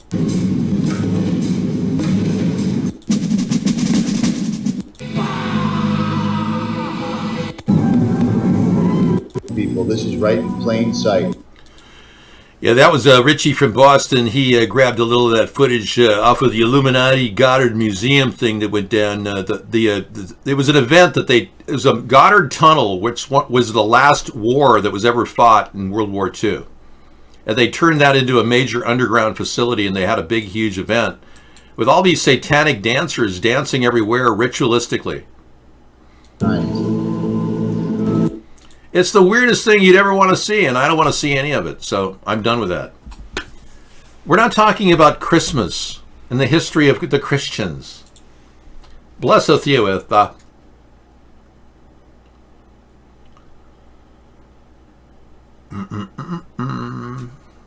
All right, we're getting back into the show at iBlog. Sorry, guys. I may have missed your chat. If you posted anything in the chat room in the past 15 seconds. December 25th is the darkest night of the year, the winter solstice. Yeah. Decorating trees and exchanging gifts are pagan traditions. I don't care what they are. I wasn't raised to be a pagan. I was raised to enjoy Christmas, okay? Can't I just do that? Can't I just have a normal Christmas like everyone else in America? Why do you have to keep assuming it's a satanic holiday? Look, we didn't grow up as Satanists, folks. We celebrated Santa. All right? Thank you. Stop debasing the population who are simply watching what they were told as kids. My goodness. Merry Christmas, everyone. No, I don't need no smoke, man. It's all cool. I'm just enjoying my Friday night with my people. Don't turn me off. Don't piss me off. I turn beet red, really? Okay. 8 ways mushrooms explain Santa. Okay, for those of you who are brain dead like Howie, this might be a really good little bit of information. Dude, 8 ways mushrooms explain Santa. Well, for sure. Arctic shamans give out mushrooms on the winter solstice. Mushrooms like gifts are found beneath pine trees. Reindeer were shamans' spirit animals. Mushrooms abound in Christmas iconography. Rudolph's nose resembles a bright red mushroom. A visit from St. Nicholas may have borrowed that from shaman rituals. And Santa is from the Arctic, as are most mushrooms. My God, could you have come up with something more moronic than that? Can't you just relax and enjoy Christmas? Just enjoy the Christmas trees and the holiday spirit. My goodness, you're overthinking this. I can't play Elephant. I have a standing injunction on playing her till midnight. I enjoy Elephant. She's a great musician. She could easily entertain any one of you, but I can't play her music until midnight. That's when the witching hour happens. I set my restrictions so that people aren't offended by her wild behavior.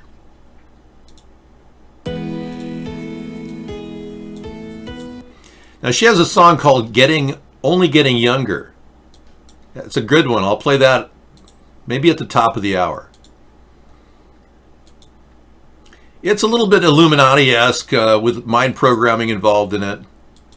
And it puts in some heavy illusions and weird things at the end, but the woman with that weird plug in her face doesn't really make a lot of sense, so maybe I'll play it at midnight. I don't know why people who have cracking skin and wear coconut oil 24/7. Well, you don't know any? Well, there are people that wear coconut oil on their body to help prevent cracking of the elbows. But why are you making it such a racist thing?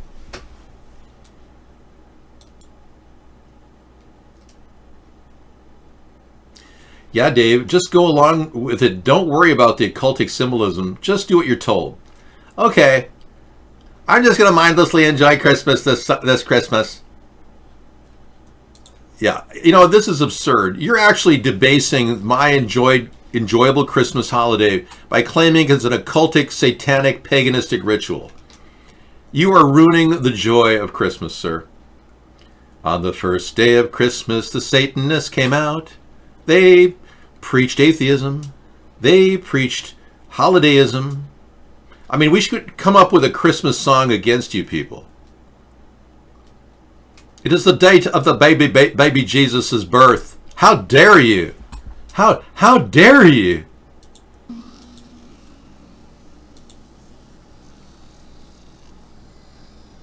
To us young people for hope. How dare you? For hope. How dare you?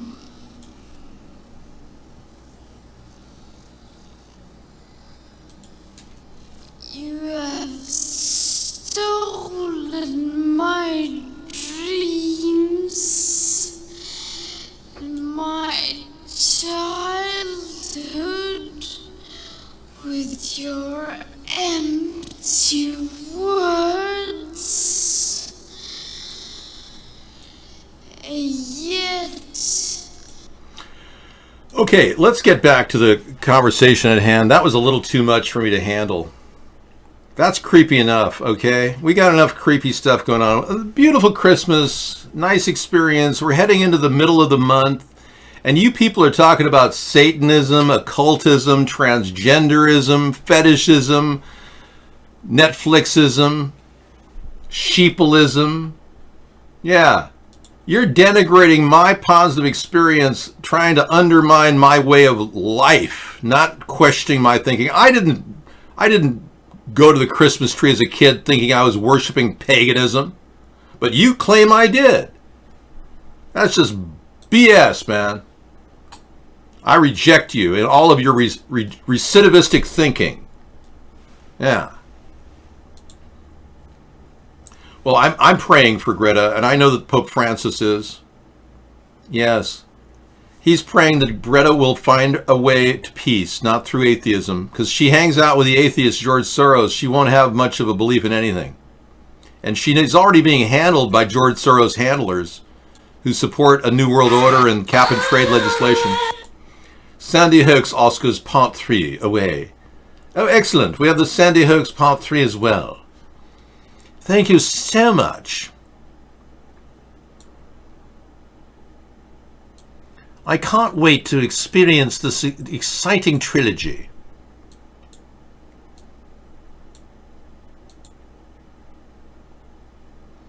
Part 1, Part 3, but somehow I'm missing Part 2. Huh. Maybe I wrote over it. No. Whistleblower wrote a totally false statement. Where is Part 2? Could you please send Part 2 again? Thank you. So it's a fraud. Then I say, where is the informer, the one that informed the whistleblower? You had an informer. They're not going to even ask any interviews of the whistleblower. Thank you. Part 2. Okay, I'll put it in there. I must have missed it. Okay, thank you, man. He disappeared. You know why he disappeared? Because I released the transcript. Had I not released that transcript, we would have had an informer. We would have had... That's not true. The whistleblower didn't disappear. They absolutely have knowledge of the whistleblower. It's just illegal for them to present a whistleblower's name to the Republican Party so that they could hunt him down. Now the Republicans don't even want to talk about any witnesses whatsoever in the Senate stage of this coming up hearing, if indeed it passes the House. Yeah, so the judicial review is now going on in the House, but when it finally gets to the point where they vote on it, I hope they wait till June to vote on it. That means another 6 more months to vote on it. No, it's not dead on arrival. It is, if the Senate isn't exposed, because Mitch McConnell and Lindsey Graham are both getting money from Russia. Moscow Mitch is in play. We've got this link showing Russian connections to Moscow Mitch. Seriously. And you've got Lindsey Graham connections to the same guy. They gave him $3 million apiece. Yeah. I hate to say it, man. Y'all messed up voting Republican, man. Here's Lindsey Graham and his connection to the Russian oligarch Blavatnik. Now, these 2 links will give you all the information you need to validate what I'm saying. If any of you are having questions about it, don't worry. These 2 links will give you all the answers you need. You got to realize you're supporting Russia. Yeah, you are supporting Russia.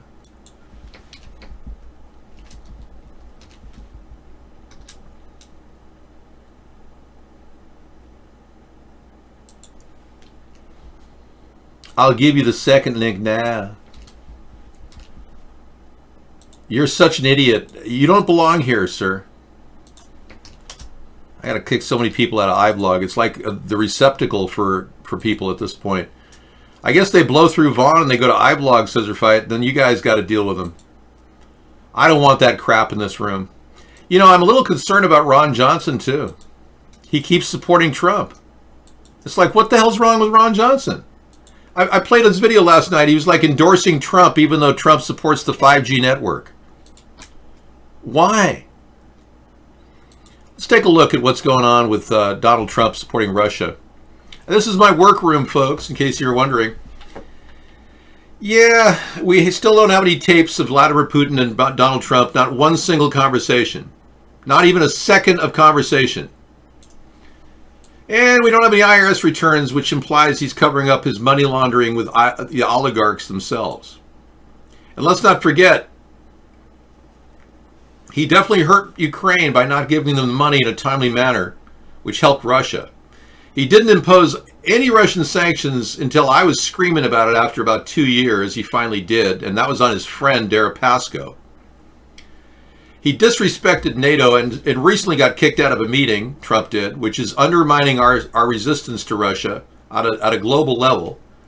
He's destabilizing Venezuela by supporting the wrong guy, pushing Maduro to accept funding from Russia, and now possibly a military base, a missile launcher. He left Syria in the hands of Russia. After all of our effort and billions of dollars invested in our activity there, he left the people, the Kurds, in a very vulnerable position.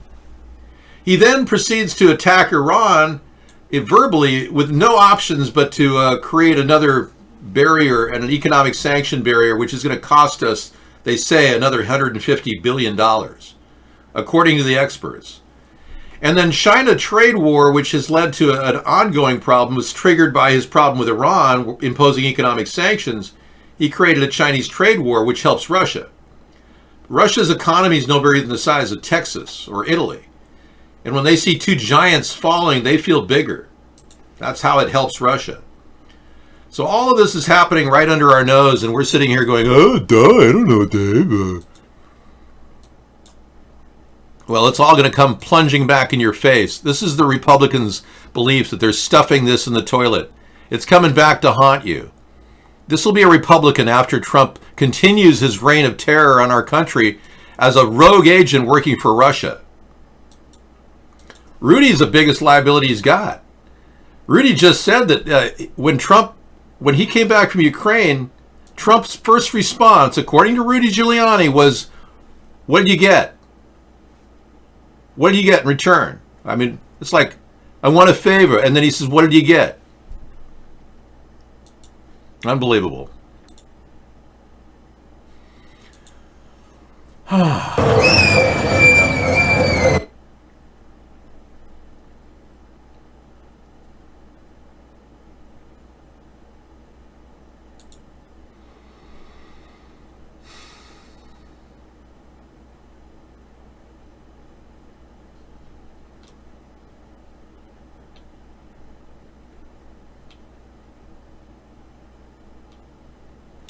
The average American takes 7.5 minutes to choose what to watch when streaming.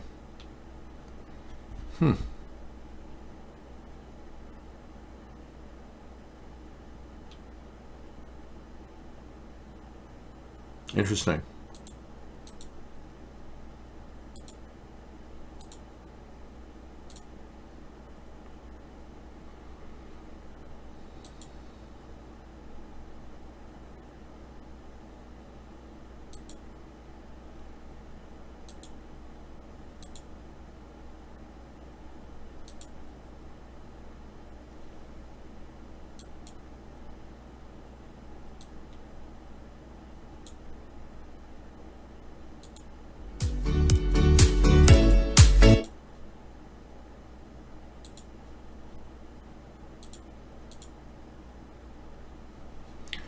Okay, this is positive news for some of you gold investors. Hi, Pig Ching Chong. Are you investing in rare earth metals? Ping Ching? Ping Ching's in from China, everyone. Ping Ching Chong is a very important person in the national Chinese media. He's been chosen by the Chinese government to communicate his messages. Greetings to David. I am very happy because I have half day off from factory. My son has brought us great honor. We will have a great little meal tonight. Maybe you will have some tofu and a taco. Ching ching chong yang. Thank you for sharing your views. Yes. As you know, we live in a country much like much like mainland China, which censors its media. Yes, so many of the things you say have to be filtered through the censors before they arrive here. I'm sure the NSA is culling the streaming cast so that only the right things get through. Your real name is Pu Ping? Are you serious? Ping Ching Bong, you mean? I think Ping Ching has been hitting the bong too long. Ping Ching, do you smoke marijuana in China? Are you high right now? It would bring great disgrace to your family if that was true.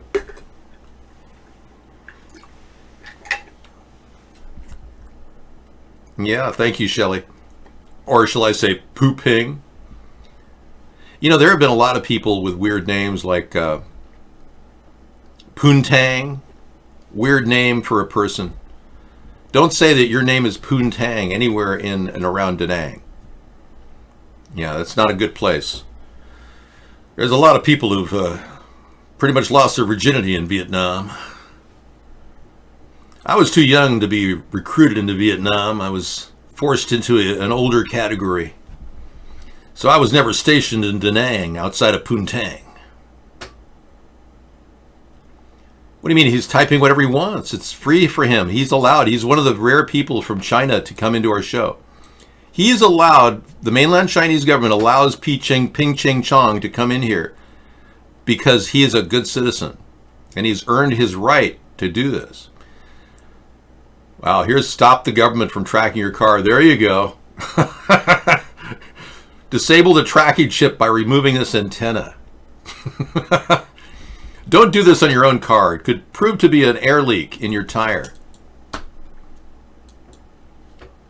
So the gold standard is coming back. The spot gold price right now is currently at the Dow Jones is slightly above 28,000 at 28,135.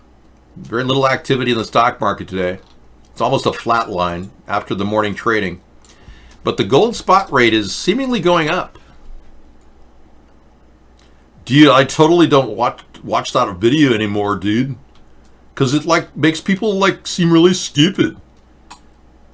Yeah. That's why that guy's giving people the wrong impression that Caucasians are really dumb, dude. Yeah, I don't think that's cool, you know? For sure. Spot rate of gold today is at COMEX closed at 1462. It's still migrating north of its earlier man, I remember when gold was 1,200 a couple of years ago. So gold is still migrating forward. The once fringe fantasy of a return to the gold standard is creeping back into the mainstream. It has long been dismissed as a fool's errand on par with abandoning the Federal Reserve and other trappings of the modern economy. Mainstream economists deride it almost without exception. Reintroducing the gold standard would be a disaster for any large advanced economy, says one University of Chicago professor. Well, you know, all I can say is back in the Roman times, gold was worth about what it is today. You could buy a brand new suit, a shower, and a massage, and a night to sleep in a nice place for the cost of 1 ounce. And that's pretty much what you can do right now. An ounce of gold, $1,400 will get you a really nice $500 suit. An evening out at a restaurant of your choice for a couple hundred. A nice hotel room at Trump Plaza for $600, and you're tapped out right after that. You'll have enough to buy yourself maybe a shoe shine down in the main lounge from Leroy, who works all day, every day, just to make a few dollars and is exploited by the Trump enterprise. But let's not talk about that guy. We don't want to bring up the truth. Yeah, let's just pretend like everything's fine. We're all so fine. Okay, what do you got? I must tell you that my son will soon become an accountant, and I'm very happy. He likes numbers. We like digital Asians. We are racist because we like to be apart. So you Asians really are racist, aren't you? You don't want to commingle with African Americans or people of Caucasian descent, do you? You're racist. Well, that's your choice. They're racist, and according to Ping Ching, he's racist. Ping Ching, are you related to Tommy Chong by any chance? The legendary the guy who did the Cheech and Chong thing? Isn't Tommy serving some time right now for something his son did in his house? Poor guy got arrested again. You look sharp, guaranteed. Thank you, man. Well, I don't go out looking for trim. But here's Tommy Chong. He's probably getting his fair share of trim in prison right now. Boy, talk about the face of pot abuse. Dude. Dude, you have no idea, man. Hey, Dave's not here, man. I almost got in that movie, but I got there and I couldn't get in time. They wouldn't let me in the main gate of the studio, and they said, Dave, you can't come in. And then when they said, hey, man, is Dave here? Dave's not here, man. No, man, it's Dave here. Anyway, let's talk about something more interesting. Time's up. Okay, the Walmart sweater issued an apology for an ugly sweater. We got that one, okay.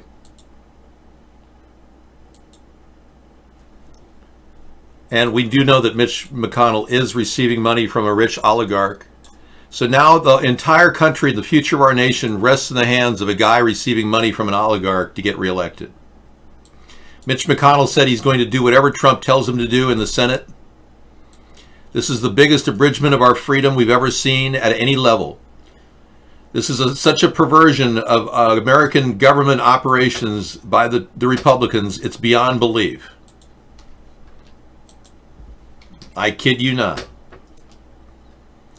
You worked with Filipino Rosalini, her name was, and she certainly was not racist. That's good. See, not all Asian people feel that they can't hang out with racist people. Tommy is not my family. He is not my cousin. He is a Mexican, a Jew in Hollywood. Whoa, did you see Ping Ching Chong? He just said, Tommy is not my family. He's not my cousin. He's a Mexican Jew in Hollywood. Ping Ching, this is very bold of you to say such things. Do you believe that the mainland China, National Chinese Media Corporation will allow you to say these anymore? Are you sure you're clear to say things like this? Because you're starting to speak your mind. We like it, don't worry, but it's a little bit unlike you. Well, that's good to know. Thanks for marrying a Scottish guy. Interracial marriage is perfectly fine. There are some people, however, that will never get married because they're just completely lame. Like this guy. Mr. What's Going On? Hey, do you ever wonder, what is going on? I mean, do you ever, wake up or do something and you're just like, what the fuck is going on? I don't know why you say I look like this guy. I clearly don't.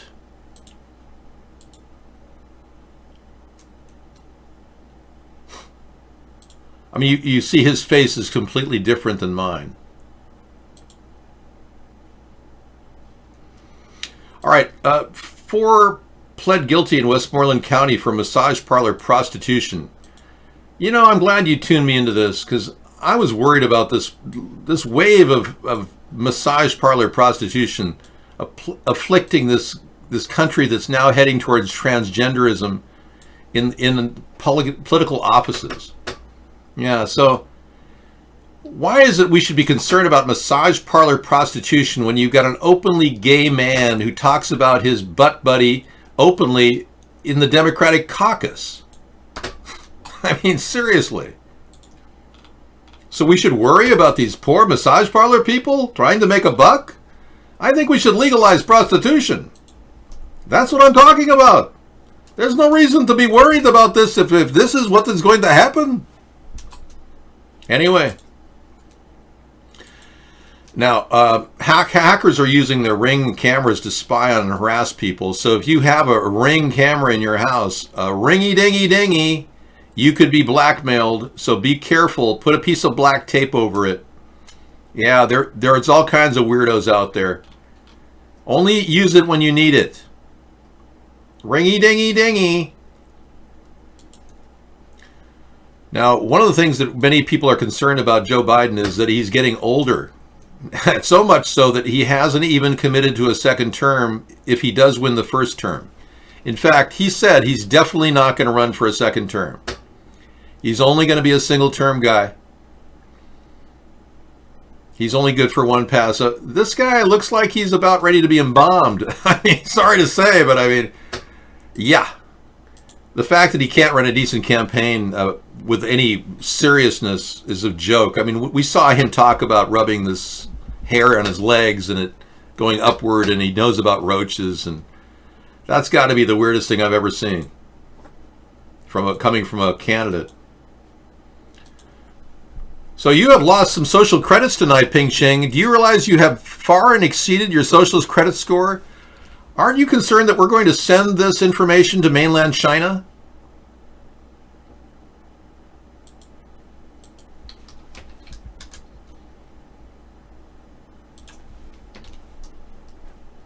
My sister is the top massage service director in Hong Kong. She is like Chinese, but she makes money like Americans. Man, we're learning more about Ping Ching Chong than we ever have. I appreciate your honesty and candor. I'm not going to turn this into Xi Jinping. It will not affect your social credits from my perspective. But you may want to check your social credits later. Otherwise, these kinds of candid conversations have to be monitored by the mainland Chinese government. Long Duck Dong? What? Johnny, I don't even know what you're talking about. Try to take this show seriously, Johnny, okay? Dude, I don't look a bit like this guy. You think I'm some sort of an actor, and I have no professional training whatsoever. You're claiming I look like this guy. That's just so wrong, man. He looks gay. Do I look gay? Don't answer that. You're saying I look like this guy, and there's somehow he looks like me. Okay. I see where you're going with this, but you can clearly see I don't look a bit like this guy. I mean, not even remotely.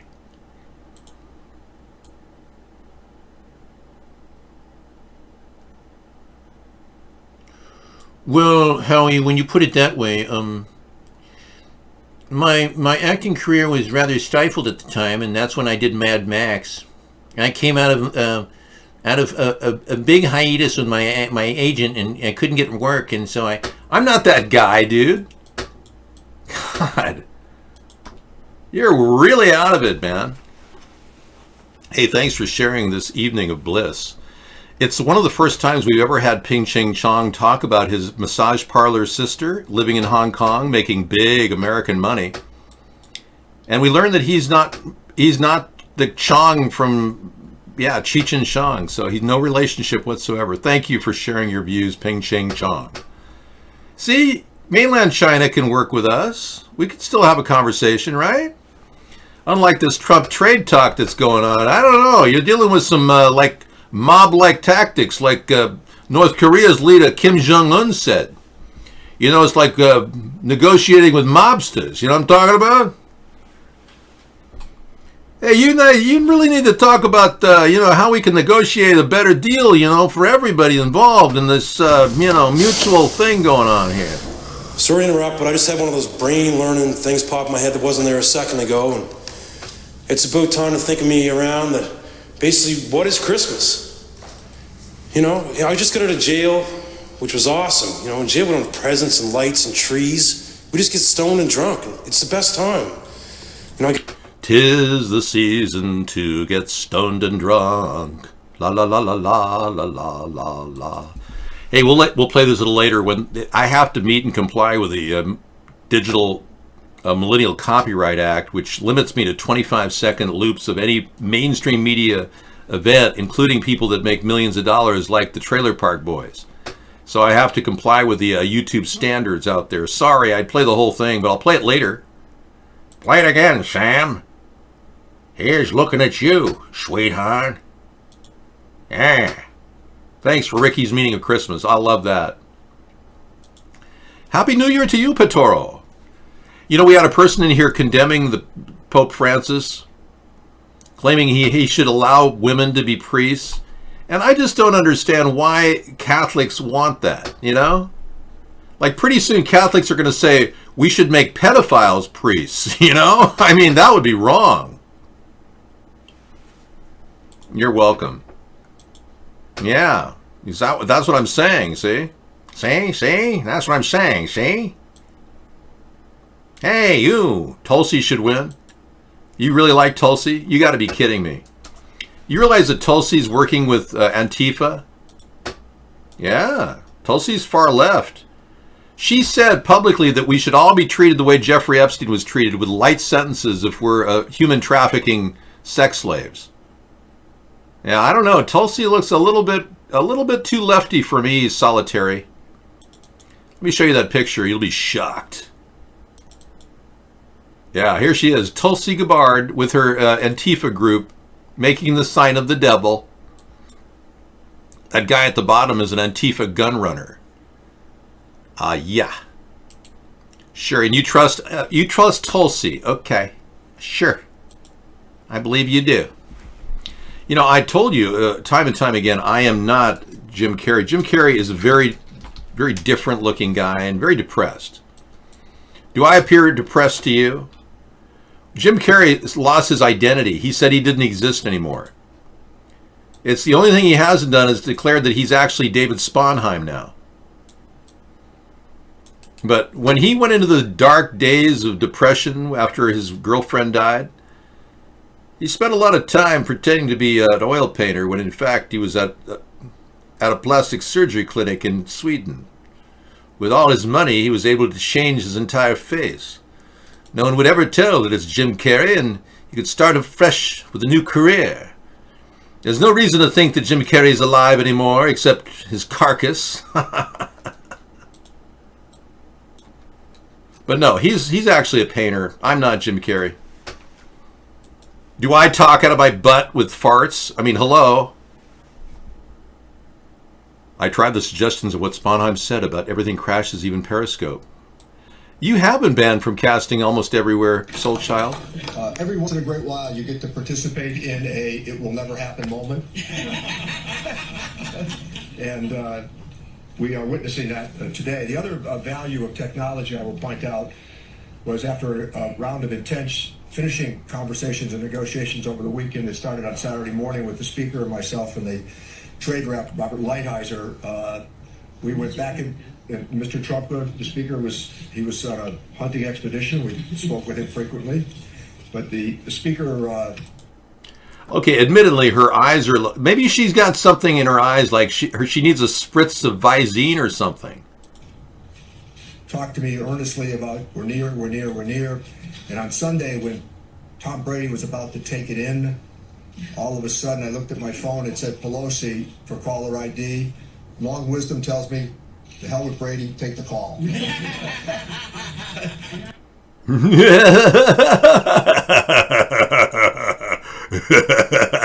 I was watching Baltimore and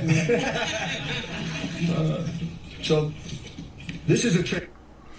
Admittedly, some of these eye movements are a little bit weird. I mean, you got to admit, when you put it at slower speeds, it's even more disturbing.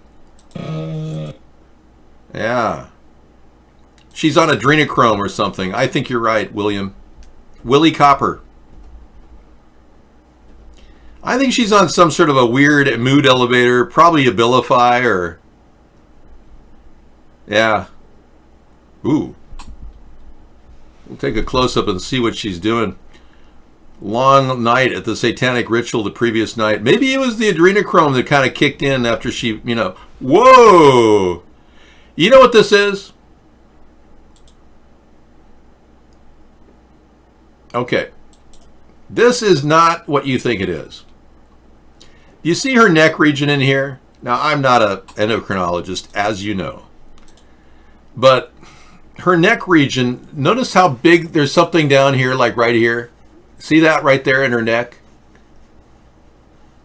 She is suffering from a thing called the early onset of Graves' disease. This is not reptilianism, okay? This is classic hyperthyroidism. I'm not trying to, make you think that this woman has got some sort of a disorder other than she should have her thyroid checked. Graves' disease is an autoimmune disorder that causes hyperthyroidism or overactive thyroid. With this disease, your immune system attacks the thyroid and causes it to make more thyroid hormone than your body needs. So gradually your eyes begin to, seem a little bit bug-eyed, But that's what we're dealing with here. Yeah, this is nothing to worry about. No, the thing that I worry about was that reptilianism that we saw from Nancy Pelosi. No, this is classic Graves' disease, and you can tell from her thyroid below that it's pretty big. She should get checked out. She's probably undiagnosed. It's not uncommon. There was a newscaster who had, I think it was Nora.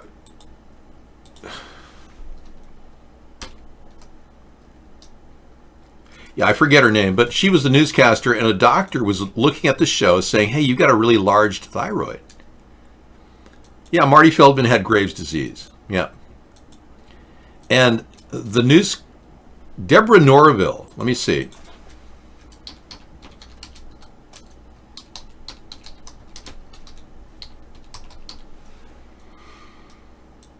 Okay, Deborah Norville had been diagnosed by a guy online.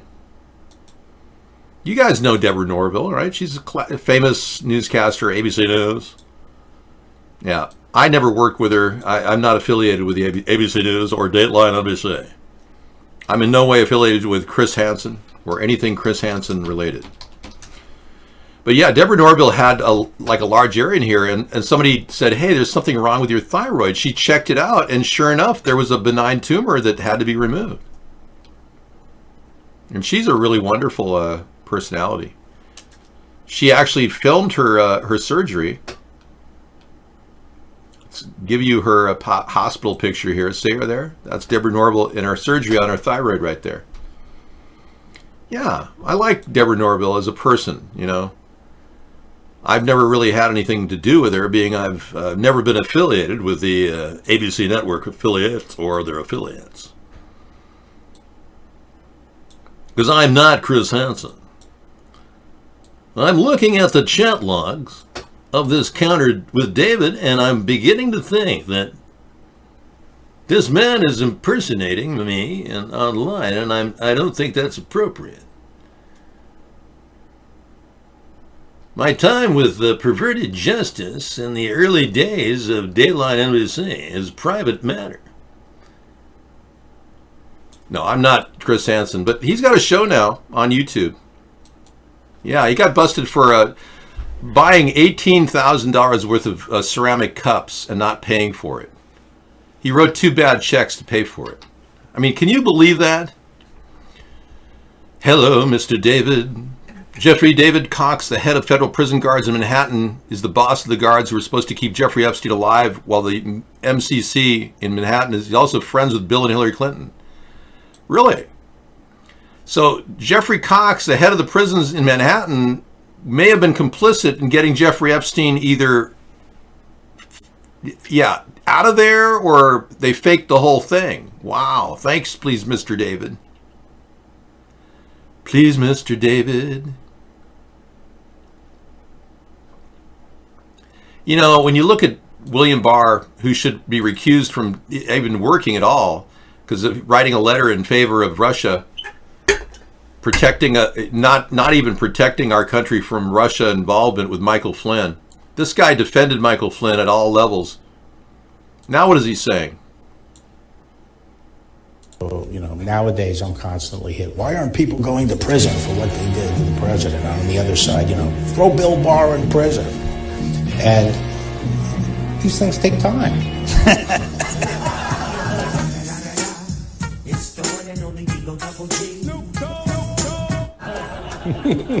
Thug Life with William Barr. That's a good one. Thanks for that link. Hey, we'll end the note on that one. We've reached the end of the road here for tonight's show. You know when I go 5 minutes over and I don't even know I did, that we've had a good show. Thank you for coming in and participating in that. Yeah, this guy suffered from extreme Graves' disease. Poor guy. Marty Feldman had a wandering eye syndrome as well.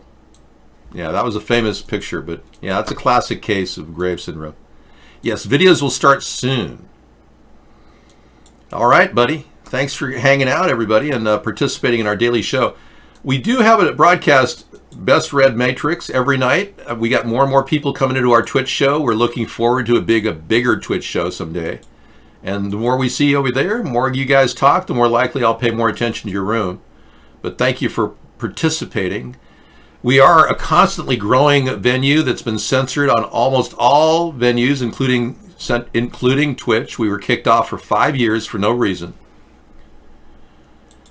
We've been censored big time across the board, and we really appreciate your participation. Tonight, we covered a couple stories that were interesting. Bernie Sanders is stepping away from the social justice Democrats, and he unendorsed the Young Turks for Congress in under 24 hours. So even Bernie's finding their leftist politics too much for them. And Taylor Swift calling out George Soros for investing into her music without her consent. How about that? Maybe Taylor Swift is not an Illuminati puppet after all. We're hoping. I like her new music, but what can I say? And yes, the sex tape is real. The mainstream media will not cover this story. I will. This is the Russian general that gave the information to Christopher Steele and then died right afterward. It's just amazing. This guy was killed on Boxing Day, and Putin would not comment on this. His name was Oleg Erodvinkin, and he was killed on Boxing Day right after he gave over that sex tape that's all over the internet showing Donald Trump with two women urinating on each other. Taylor Swift, there you go. So click that link for more information. And that's it. That's all she wrote. Yeah, we do about a 4-hour show. We get the job done. Oops, sorry. Donald Trump is spewing more garbage. We're going to have to listen to that next week. As he continued to say, it's all fake news, it's all a Russian plot, it's all Russian hoax, fake news, witch hunt, scam. We'll be dealing with that too as we continue the pile of crap emanating from his mouth. Talk to you later, everybody. Have a good night. Sleep well. See you in the morning. I'll be back actually at 5 p.m. tomorrow for our Saturday show. Just for you. Our Sustainable Saturday show, which shows that we are committed to a 5-hour regular live broadcast and 3 hours of video afterwards, every day except Sunday. Take care.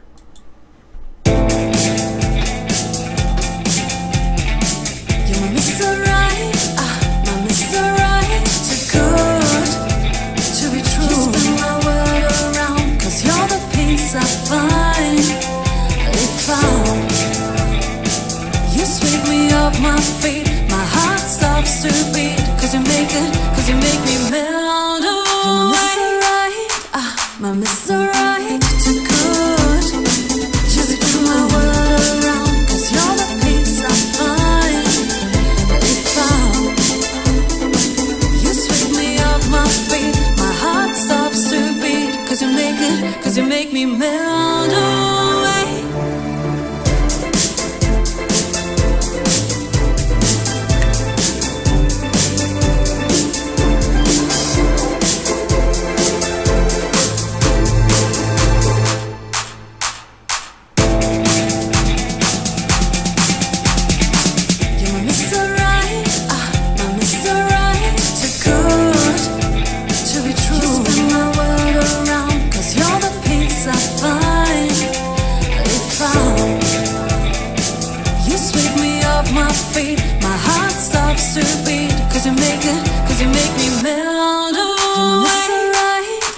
My Mr. Right, too good.